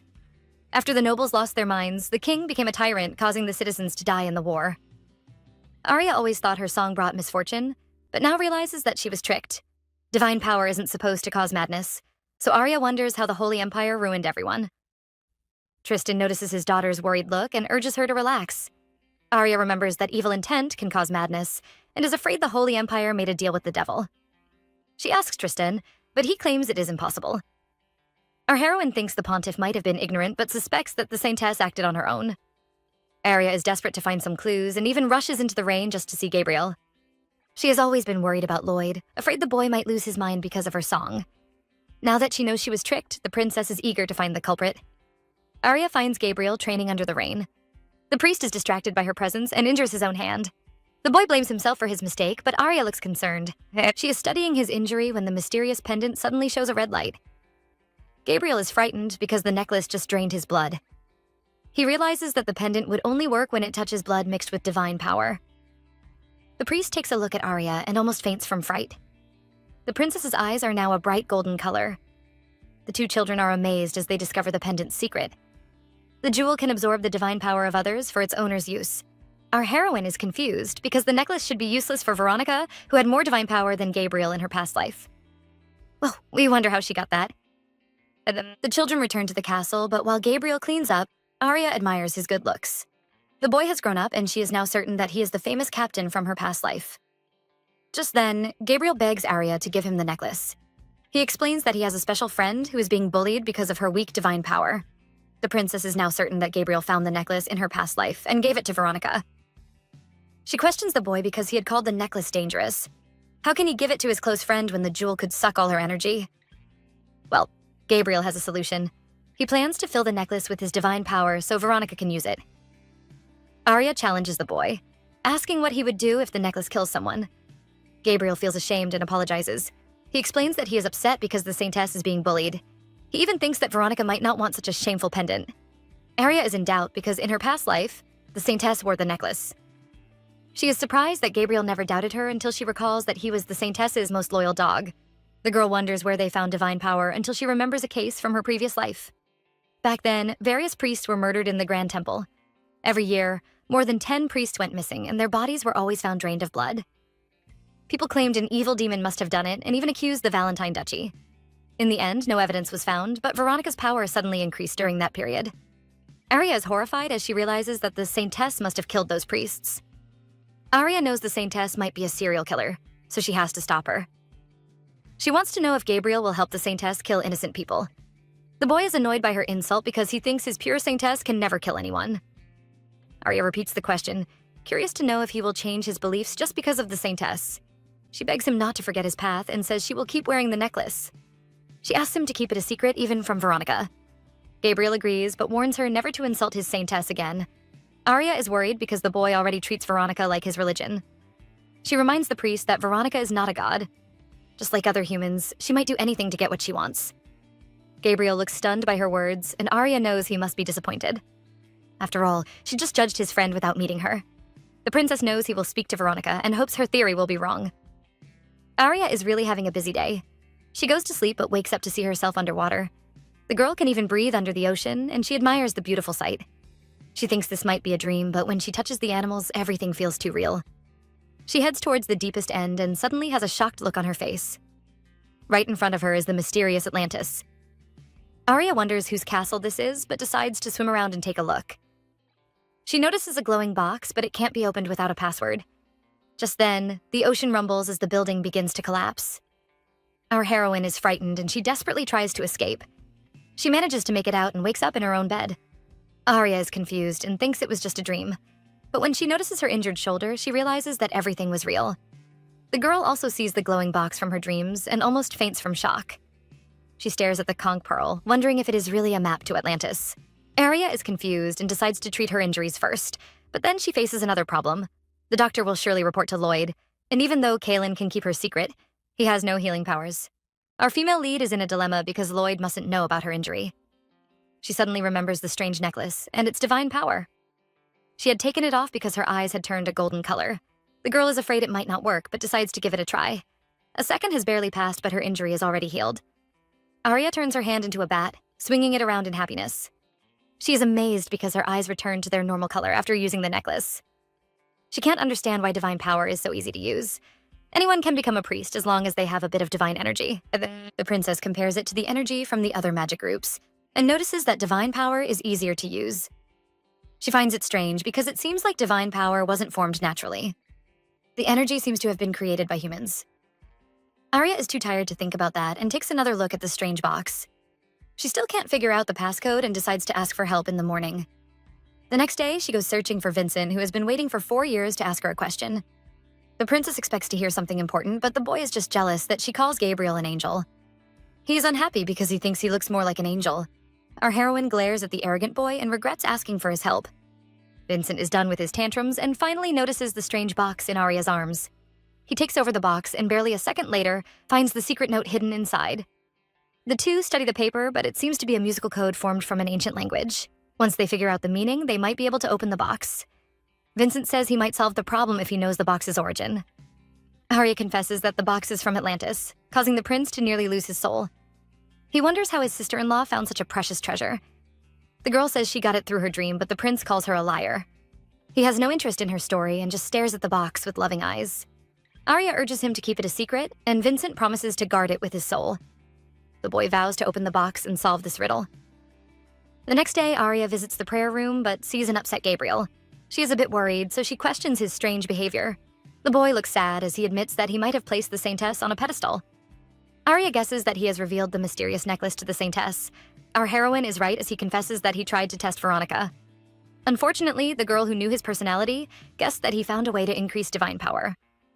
She pretended to be uninterested, but kept urging the priest to tell her everything.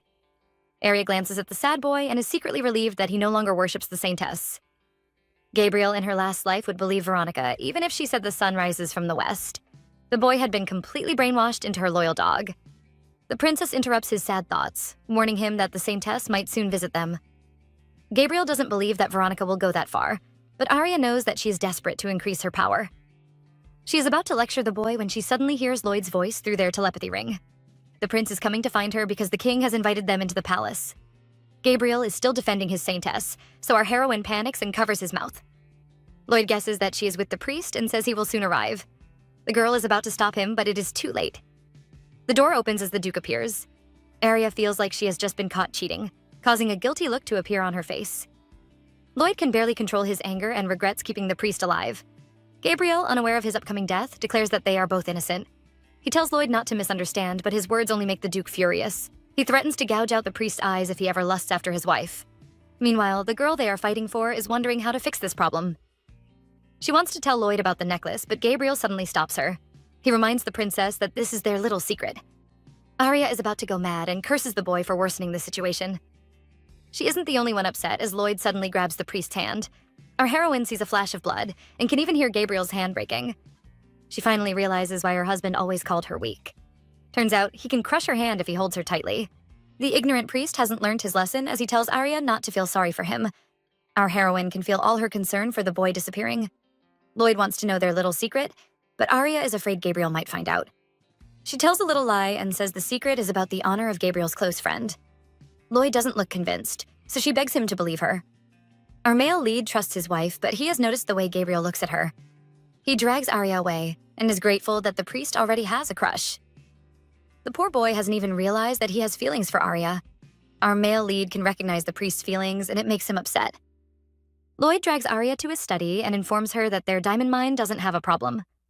The only diamonds that were stolen all belong to the king's palace. Arya is confused, wondering why their men would steal from the king. Lloyd explains that the problem isn't from them. Because he had ignored the king for 4 years, the man had played a low-level trick. He had ordered his own men to steal the diamonds so he could force Lloyd to visit the palace. The prince is disgusted by the emperor's cheap trick. Meanwhile, Arya is worried that his visit to the palace might just be a trap. Lloyd isn't afraid because the king will lose everything if he tries to attack him. The princess recalls her husband's evil intent and knows the king will also die if it explodes. She is still worried that something bad might happen, so she offers to follow Lloyd. The boy refuses, but our heroine is tired of hiding. She is ready to face all her problems alone. The Duke is still reluctant to let her into high society. He knows the people will mock Arya and is afraid he might just kill them all. The princess sweats, feeling a bit nervous for those people.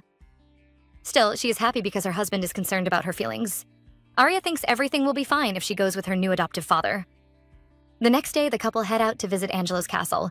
Lloyd is annoyed as he glares at the huge light bulb standing behind them. Vincent isn't ashamed to be a third wheel and claims he is just hitching a ride to the library. The boy boasts about his research, and even though he is working for Arya, she is also annoyed by his smug behavior. The children turn around as a handsome butler with white hair welcomes them inside. Arya steps into the Duke's mansion and is surprised to see an empty space. The girl thinks the Angelos must have spent their fortune on helping the poor. Vincent is about to insult the castle, but Arya quickly steps on his foot. She ignores the crying boy as she finally realizes why the Angelos never listened to her song. They were just too broke to afford $100 million. The butler distracts Vincent, urging him to visit the library. Meanwhile, he takes the couple to the Duke's study. Arya is finally introduced to her adoptive father, Duke Martin. His second son Luther is also around, but the firstborn has gone on a mission. The group sits down, but soon sink into an awkward, miserable silence. Martin finally speaks and announces that the sewer rat is still alive. Arya is stunned while Lloyd claims it is impossible. 4 years ago, the Valentines had invaded the sewage and completely destroyed the territory. They had killed the sewer rat and even confirmed his death. Martin explains that his men have seen someone who looks exactly like the sewer rat. Our heroine is terrified and can't believe the man is still alive.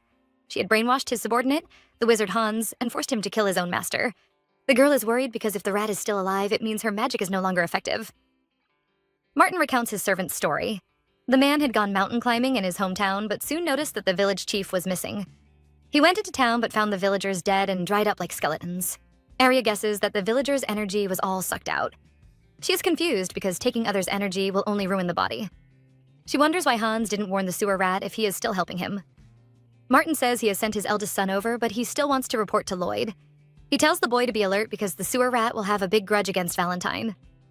Over at a secret building, Hans is drowning in sorrow. 4 years ago, the wizard had received a mission from the sewage. He was ordered to kidnap the Duchess and feed her a strange medicine. The man sneaked into the duchy with ease and soon found Arya surrounded by animals. He knew the beasts adored her, so he created a chimera that could paralyze anyone. The wizard thought the job would be easy, but the girl who was supposed to be mute suddenly began to sing. The man was brainwashed, and when he finally recovered, he had become a rebel leader. He fought together with the Valentines, destroyed his own home, and attacked his master. Hans prayed that the man would be dead because the Lord would never spare him. Unfortunately, the sewer rat was still alive. Hans begged for his life before his master finally allowed him to live. He wanted an eternal body, so he forced the wizard to turn him into a chimera. The boy tried to keep him alive, but the master needed a steady supply of energy. He soon became greedy and absorbed others' power while also stealing their bodies. Hans, tired of thinking, goes searching for his master.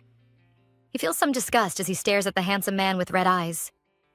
The master might be alive, but his body smells like a rotting corpse. Hans urges him to leave because they have killed too many people. He is afraid someone will soon catch them. The sewer rat is unwilling because he needs a new skin. The wizard can't understand his master's obsession with handsome bodies.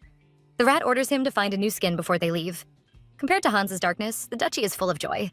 Maron is stunned by her mistress's beauty and almost falls at her feet to worship her. We see a gorgeous Arya who is dressed in the most stunning gown.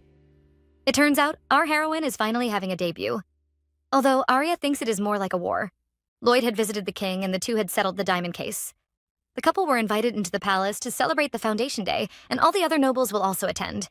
Arya is sure the new priests will also arrive with the saintess. The girl is lost in her thoughts when Lloyd arrives. She is surprised to see him dressed in white, but he says he is going for an angelic look. Arya almost calls him arrogant, but when she glances at his handsome face, her heart almost falls out of her chest. Her husband really looks like an angel. The couple arrive at the palace and the servants announce their entrance. Arya expects everyone to crush them, but instead sees an empty space. She realizes that her husband must have chased them away. Lloyd shows no remorse and says he is just worried about her safety. Our heroine was waiting for the jealous looks, but now no one is even glancing at them. Behind the couple, Vincent almost cries because he was expecting a crowd. Arya can now speak to others through her mind because Lloyd has gotten her a general monostone. She pities the second prince, so she tells him to have a dance.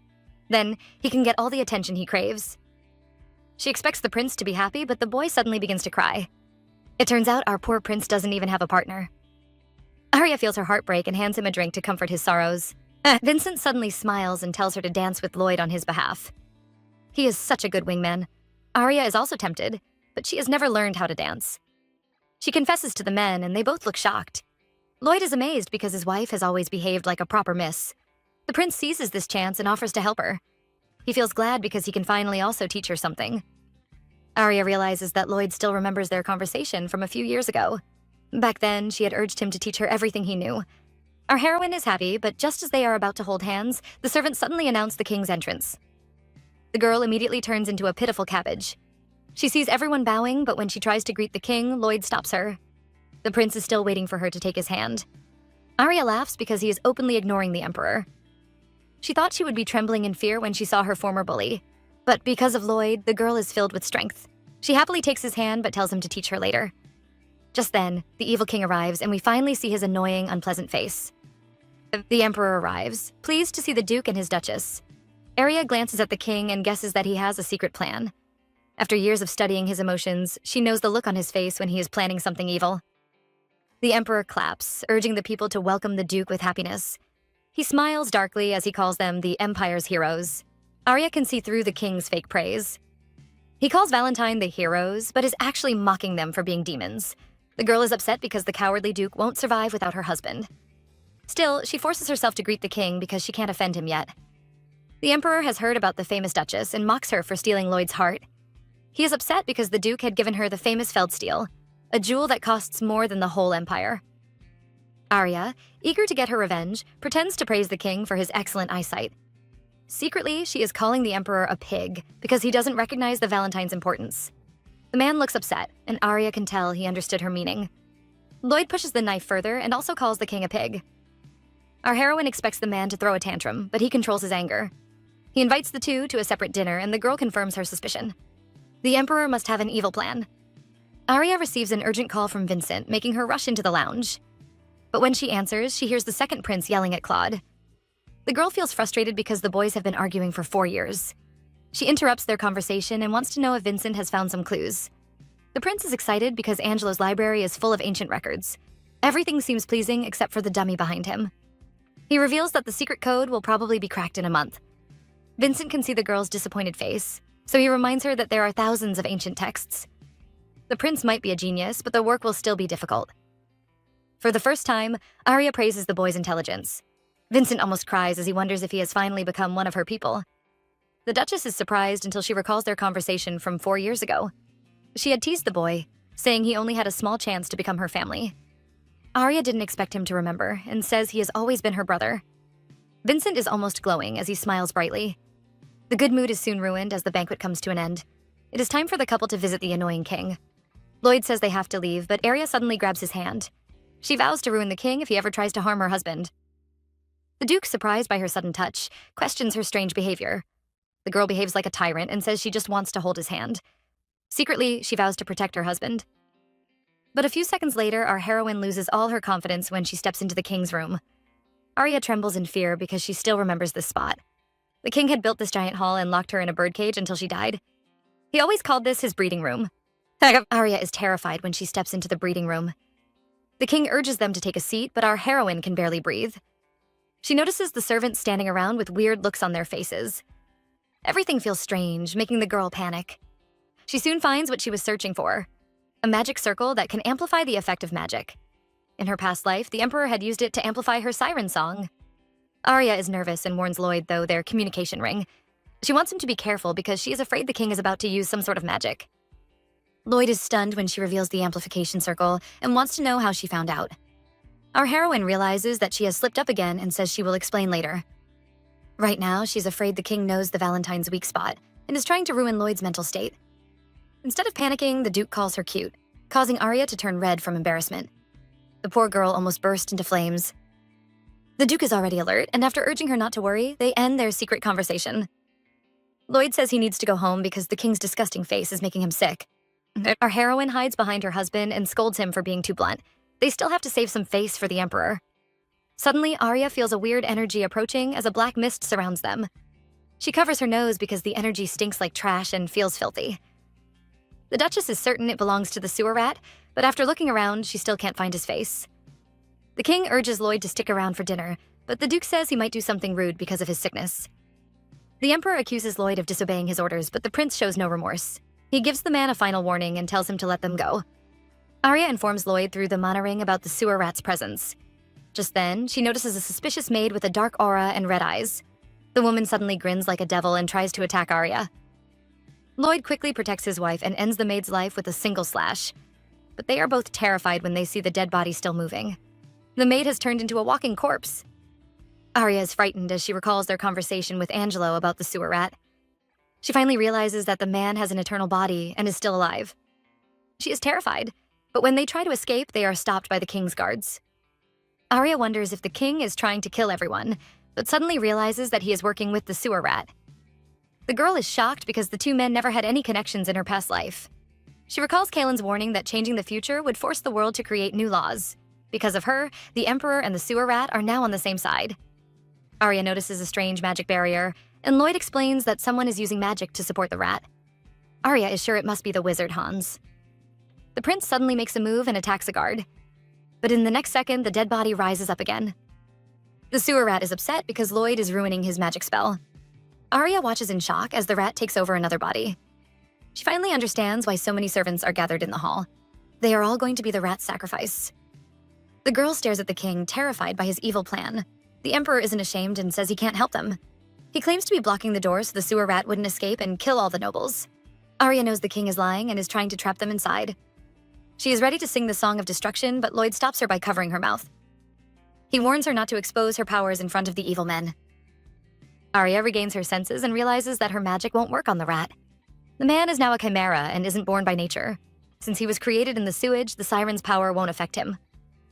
The Duchess trembles in fear as she remembers that the rat killed an entire village just to survive. She can't imagine what he will do if he discovers her true identity. Lloyd notices his wife's terrified face and shields her with his body. He faces the sewer rat and challenges the man. The master is still giving a long speech, but Lloyd has already attacked. He stares at the dying man and expresses his disdain. The rat is unwilling to give up and takes over the body of the king's most capable warrior. He truly believes he can finally defeat Lloyd. The prince is tired of his boring speech and attacks the man again. The master screams in agony, but Arya knows he feels no pain. Instead, the true owner of the body is the one suffering. Lloyd isn't afraid to kill these innocent people, but he knows his wife might be upset. Our heroine knows she shouldn't care because this is a necessary evil. Still, she is worried about the innocent people. The master notices their fear and mocks them, asking if they are going to kill everyone. He finally reveals his true purpose. He wants to steal Lloyd's evil intent. The Duke suddenly laughs like a maniac and tells his wife to stay away. He warns her not to make a move no matter what happens. Lloyd glares at the sewer rat, daring him to take the evil intent. He reminds the man that the energy of the demons can't be contained by the human body. The Duke is annoyed because the master always pretended to hate their energy. Meanwhile, he wants to possess their powers, become a god and rule the world. The rat is ashamed, but Lloyd urges him to take the evil intent. Arya doesn't know her husband's plan and is worried that he might sacrifice himself. The master, upset by Lloyd's indifference, rushes to the magic circle. He activates his powers and mocks Lloyd, promising to keep him alive. Because the other dukes all die before they turn 30, he thinks Lloyd will also turn into an empty shell. The sewer rat thinks the Valentine's demon energy was made for him. Since he has an eternal body, he will never be killed by the evil intent. Arya is terrified once she realizes that the rat is trying to steal Lloyd's evil intent. Without his powers, she is afraid the prince might lose his mind or turn into ashes. Our heroine is terrified because she thinks her husband is going to die. She refuses to let him go because she is yet to make him happy. Just then, the man she is worried about suddenly smiles at her. The sewer rat is excited because he can feel Lloyd's evil intent. The man believes he will finally have the power to take over the world. Suddenly, the look of joy on his face changes to terror. He thought the Valentine's evil intent would feel like demonic energy. Instead, it seems to be divine power and it is purifying his soul. The master is full of regret, but it is too late as his body crumbles to dust. The emperor watches in fear as his partner loses his life. Arya notices that the sewer rat's disgusting scent has faded. She rushed into the darkness, afraid her husband might be harmed. Arya tries to touch Lloyd, but her hand is almost burnt off. The Duke feels sorry for his wife, but he can't touch her because of his evil intent. He apologizes and urges the girl to leave first. Lloyd turns back to the emperor and is ready to deal with the scheming man. The king is afraid and quickly calls Lloyd a hero, praising him for destroying the evil intruders. Lloyd isn't deceived by his fake attitude and presses his sword against his neck. The emperor accuses him of treason, but he reminds the king that his foolish decision could have ruined the world. He praises himself for saving everyone and tells the king to reward him properly if he wants to live. Meanwhile, inside a mansion near the palace, Veronica is looking outside the window. She notices the Valentine carriage passing by and expresses her interest. The priest wonders why she is curious about the duchy, but the girl says she just wants to meet Gabriel. The high priest sighs, thinking about the events that happened in the palace. He tells Veronica about the sewer rat's attempt to steal Valentine's evil intent. The priest mocks the rat for daring to absorb divine power into his sinful body. Veronica is shocked when he refers to the Valentine's evil intent as divine power. She questions the priest, but the man pretends to be ignorant. The saintess knows he won't respond, so she thinks about the sewer rat. The girl is impressed by his ability to steal people's energy and change his body. She smiles darkly because she has found another way to carry out her evil plan. Meanwhile, the couple decide to spend the night in the capital. Lloyd says they have several mansions, and our heroine is shocked by their extravagance. She notices the boy's bad mood and tries to figure out what made him sad. Arya retraces the night and discovers that he became upset when the sewer rat tried to steal his evil intent. She questions the Duke and wants to know if the rat's words had hurt his emotions. Lloyd smiles, amused by his little wife. They arrive at a large mansion and he explains that he grew up here. Arya imagines a younger version of her husband and laughs in happiness. Lloyd glances at Arya and thinks about her words. The sewer rat hadn't upset him but forced the Duke to accept the truth. Lloyd had been living in delusion, thinking that his evil intent could be purified. He thought he could live a normal life like others, but now knows that he will always live in hell. He grabs Arya's hand, unwilling to let her go. The girl had appeared in his life, filling his dark world with colors. Lloyd knows she is a sweet poison, but he is unwilling to let her go. The prince, who had never believed in miracles, thinks Arya is his salvation. From a young age, Lloyd had never celebrated his birthday. He was only 5 years old when he came across a book called The Spell of Self-Sacrifice. From that day, the young Lloyd had decided to die. He planned to end his life the day he received the Duke's power and cut off the long line of evil intent. Our male lead returns to his childhood home, prepared to fulfill his young dreams. Lloyd had been greedy for a while and refused to recite the spell he learned since he was 5. He had found hobbies and was unwilling to let go of his family or friends. Now, the prince is ready to end his life and leave with the good memories. He strangles his own neck as he recites the death spell. Suddenly, there is a flash of red light, and our male lead is filled with intense pain. Lloyd wishes he could scream, but he has to endure this torture and end the terrible suffering. The next second, the young boy suddenly faints. The next time he awakens, he discovers that his power is still intact. Lloyd consoles himself, knowing he wouldn't succeed on the first try. He panics as he notices the strange silence that fills the air. The boy is terrified because it seems like he is the only living person on Earth. He runs through the mansion but can't find a single soul. The prince can see traces of people, but they seem to have vanished, just like the sewer rat. He is afraid he might have lost control and killed everyone with his evil intent. The prince, afraid of losing Arya, rushes to her room, but it is too late and the girl is already covered in blood. Lloyd falls to his knees in pain as he holds his beloved's body. Just when we think our heroine is really dead, we see the girl lying in bed while feeling lonely. Arya thinks about her own little family in the duchy. She almost cries when she remembers that her marriage is just a contract. After the Valentine's curse is lifted, she will have to leave after 6 years. Suddenly, the princess hears a strange sound from Lloyd's room and assumes that they are under attack. She thinks it might be the scheming emperor and scolds the man as she rushes to Lloyd's room. Arya steps inside, but sees the boy sitting on his bed. She feels relieved and approaches him, wondering if he had a bad dream. Her heart aches when she sees the prince crying because he never reveals his emotions. She holds his trembling hand and smiles brightly, trying to comfort the prince. Lloyd suddenly turns around and says he wants to live with Arya. Our heroine is surprised and finally realizes why she always felt so lonely. She thought she had accepted her death and was ready to leave the duchy, but the girl actually wants to stay with Lloyd and grow old with him.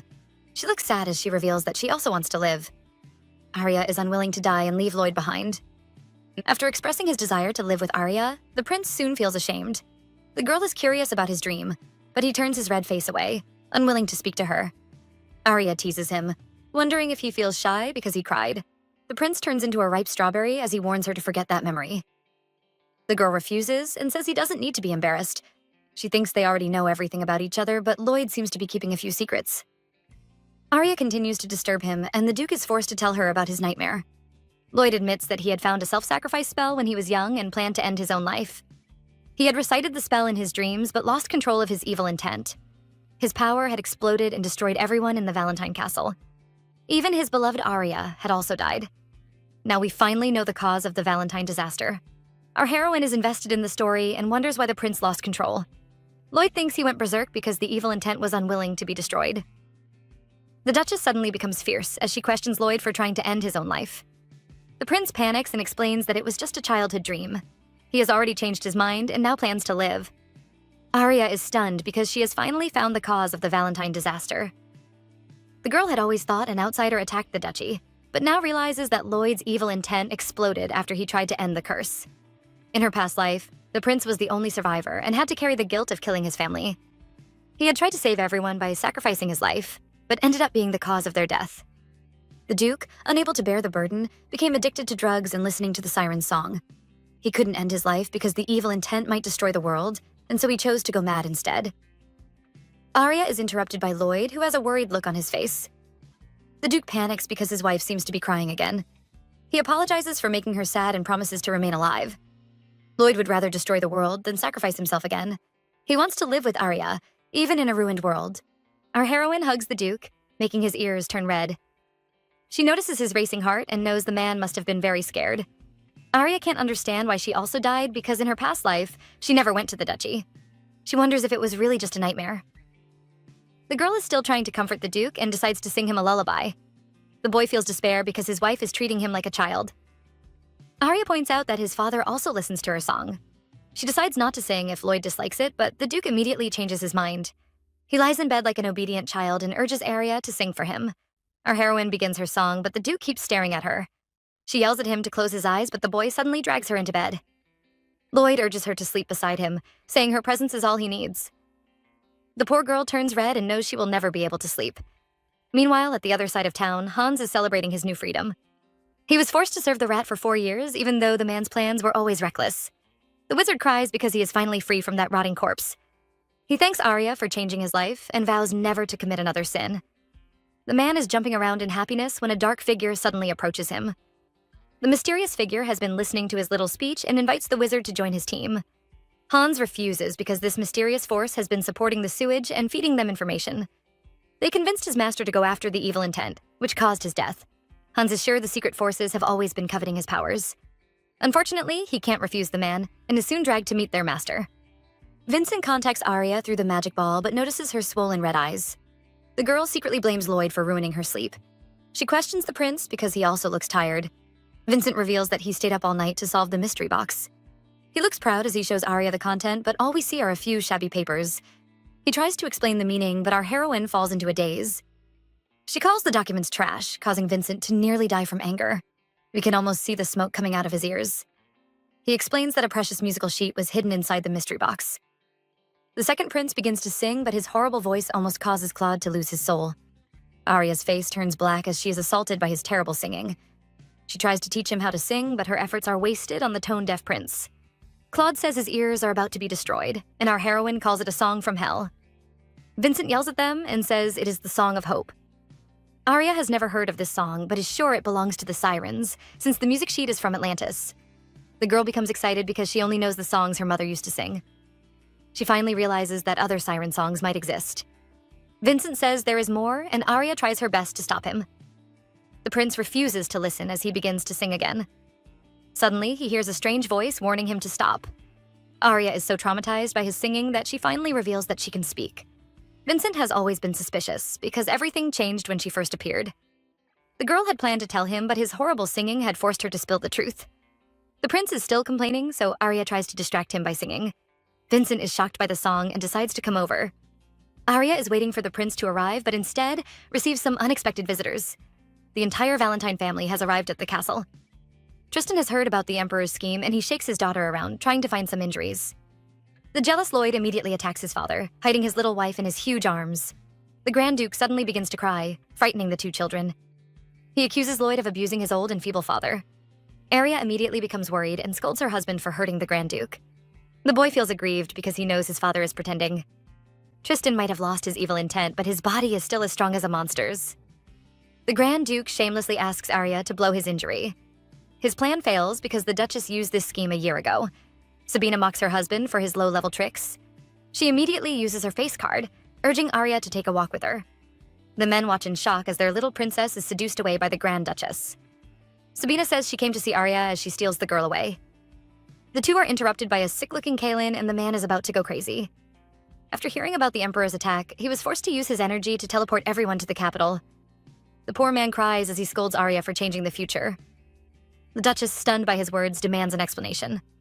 Kaelin reveals Arya's ability to change the future, making the Grand Duchess curious to know more.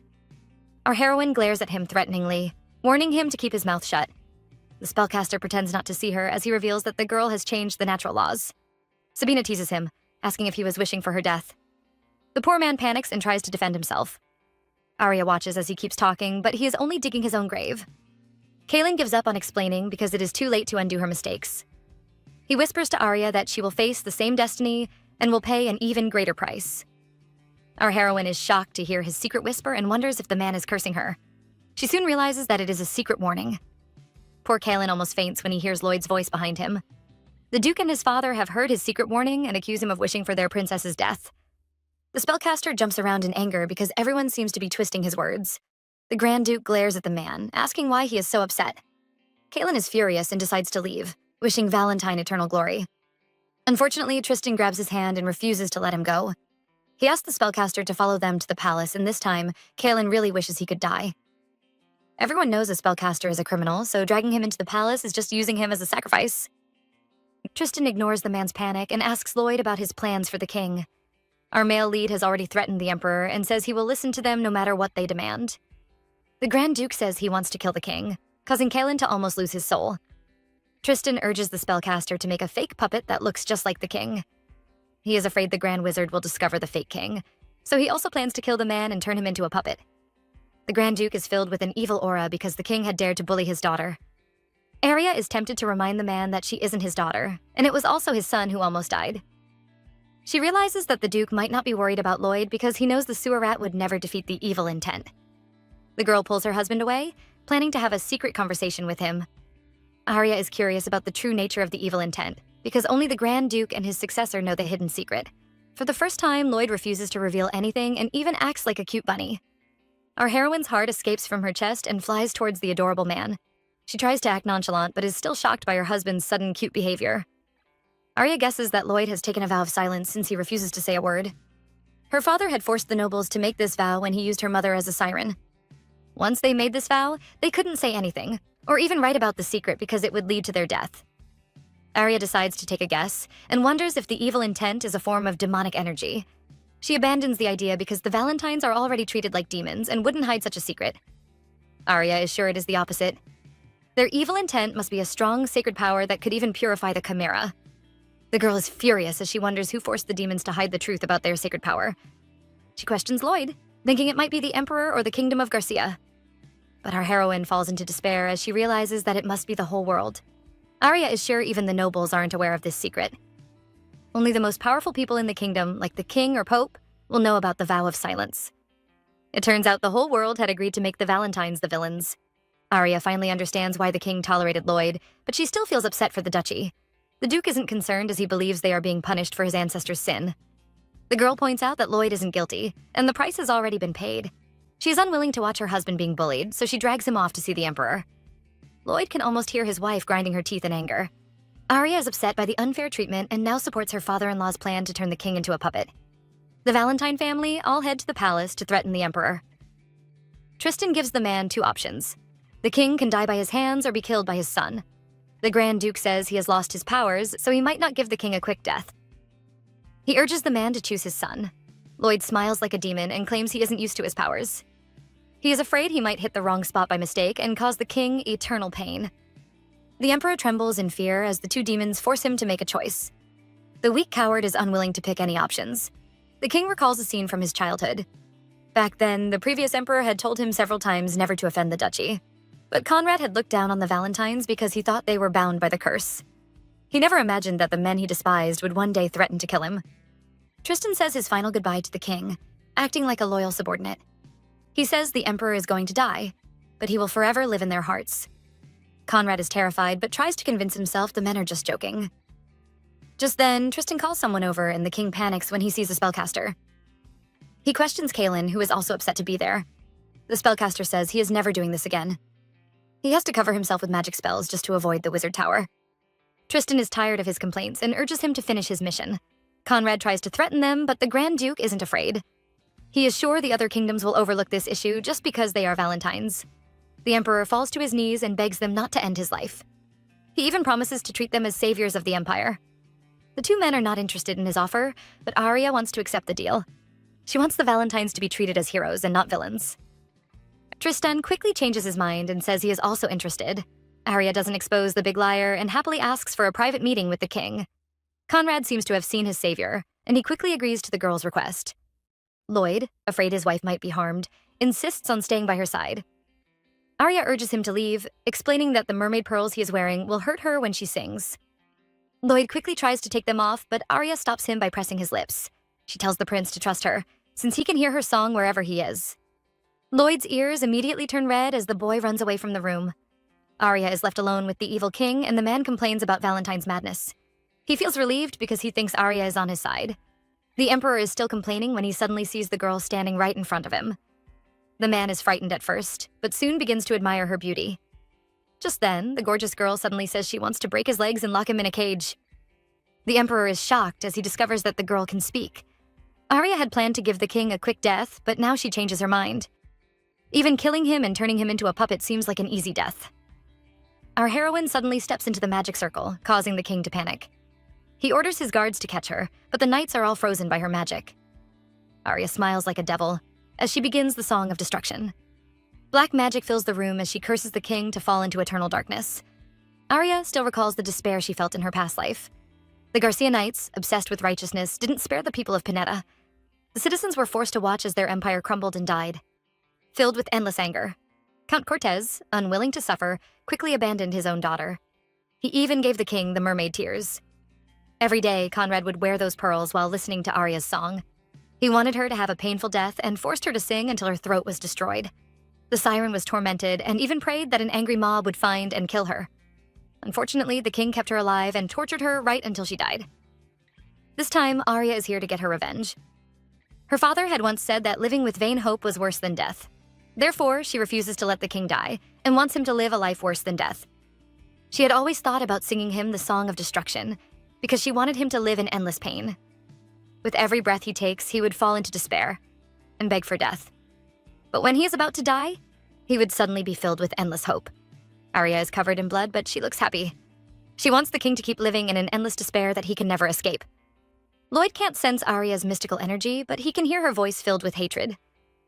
He finds it strange because she had found the magic circle and seemed to have a grudge against the king. He suspects that she has a connection with the emperor, but finds it impossible. Just then, the door opens and the girl, covered in blood, falls into his arms. The Duke panics, but Arya says she is just weak.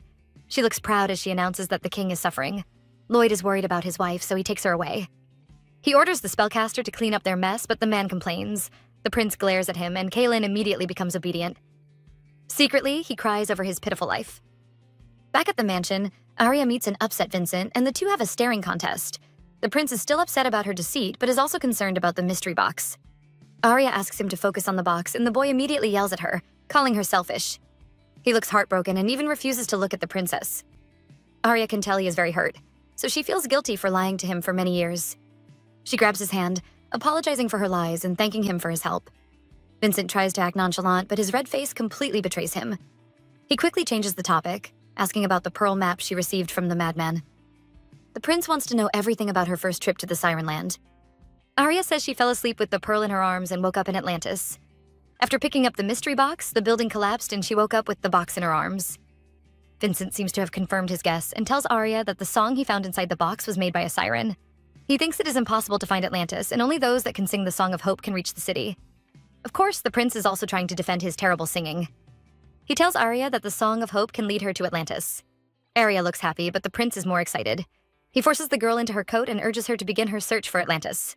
Vincent shows off his knowledge, causing the princess to glare at his arrogant face. Arya wants to meet the owner of the conch again, but the prince protests. Vincent thinks the man must be a fraud and is afraid he might harm his sister. Our heroine insists on meeting him because she thinks he might have more information. Meanwhile, back at the palace, the king finally wakes up. His doctor was worried because the king fell into a deep sleep after the Valentines left. Conrad is shocked when the man says he has been sleeping for 2 days. He thinks he might have fainted from fear because of the Valentines. He remembers Arya asking for a meeting, but he can't recall anything else. The king is feeling grateful that he is unharmed, when he suddenly hears a strange voice cursing him to die. Conrad panics and attacks the doctor, thinking the man is the culprit. The doctor tries to prove his innocence, but Conrad slashes his neck. He says he will never be destroyed and vows to become the greatest emperor in Pineda. The king remembers his promise to appoint the Valentines as heroes, so he calls for his assistant. He is upset because he knows the Holy Empire will scold him again. Conrad vows to get his revenge on the Valentines and make them disappear from history. Just then, he hears that strange voice again, cursing him to die. The king falls to his knees in fear as the strange song invades his mind. He cries for mercy, but no one will save him. The emperor's palace is filled with an awkward air as the nobles gossip about this strange event. Conrad reads the commendation speech with a terrified face because he can feel Lloyd glaring at him. The ceremony finally ends, and Arya stares at the Grand Duke, wondering why he didn't receive the award. Tristan expresses his disdain, but immediately changes his attitude when Arya looks upset. He suddenly acts sad and says he doesn't deserve the award. Meanwhile, Vincent is holding a magic stone and recording Lloyd's angry face. He has always wanted to show Arya his brother's demonic look. Our heroine can't see the large demon behind her and insists that her husband is a sweet angel. The second prince finally realizes that the princess might also need some glasses. Lloyd interrupts their argument and crushes the magic stone to pieces. Vincent is horrified because the magic stone is supposed to be unbreakable. He immediately hides in a corner, trying to avoid the demonic couple. Arya knows the Duke doesn't like the attention and thanks him for agreeing to her request. The princess doesn't want him to be called a devil and hopes he can receive the praise he deserves. She knows the nobles still dislike Lloyd. They only attended the event because of their curiosity. Arya glances around but suddenly sees an unexpected face. The Saintess has also attended the commendation ceremony. Arya still can't believe that Veronica was the villain who caused her death in her past life. Just then, the girl rushes to Arya and grabs her hands with a happy smile. She acts familiar and even thanks the Duchess for helping her knight. Arya is shocked by the girl's move and thinks the Saintess is trying to scare her. Our heroine also smiles and thanks Veronica for sending her a loyal and sweet knight. Behind them, Lloyd is unhappy to hear his wife praising another man. Arya feels proud because the Saintess looks unhappy. She expects the girl to reveal her true nature, but Veronica grabs her hand and calls her a kind princess. She seems to have found her soul sister and praises Arya for helping her knight. Lloyd watches with an angry look as the two ladies talk about Gabriel. The princess pretends to be shy as she says the priest must be close to Veronica. She is mocking the Saintess because Gabriel has spent more time with her. The Holy Maiden isn't upset and even wants Gabriel to have a closer bond with Arya. Our heroine is shocked as she recognizes the look on Veronica's face. The Saintess has abandoned Gabriel. Then Arya thought the Saintess, desperate to increase her powers, would want to meet Gabriel. She finally realizes that the girl might have found another way to steal divine power. Veronica is afraid that Arya might figure out her plan, so she apologizes to the Duchess. She claims to be satisfied with her little amount of divine energy. Arya is thinking about the Saintess's plan when the girl suddenly rubs her skin. Our heroine is horrified and Lloyd immediately looks annoyed. He is certain that the girl must have played a trick, but Veronica pretends to be innocent. The group is interrupted as the cardinal arrives and calls the Saintess away. Arya guesses that man must be here to scold the Emperor for making the Valentines heroes. The two are about to leave, but Veronica suddenly tells Arya to take care of Gabriel. Once again, she praises the Duchess and calls her a fairy. Lloyd is upset by her words, and even Arya thinks the Saintess's behavior is strange. The Duke complains about that piece of trash while Arya tries to soothe his anger. They don't notice the Saintess watching them with a malicious smile. The girl seems to be planning something evil, but we will only find out in the next episode. And if you want to see the next part, comment villain below. Until next time, ciao.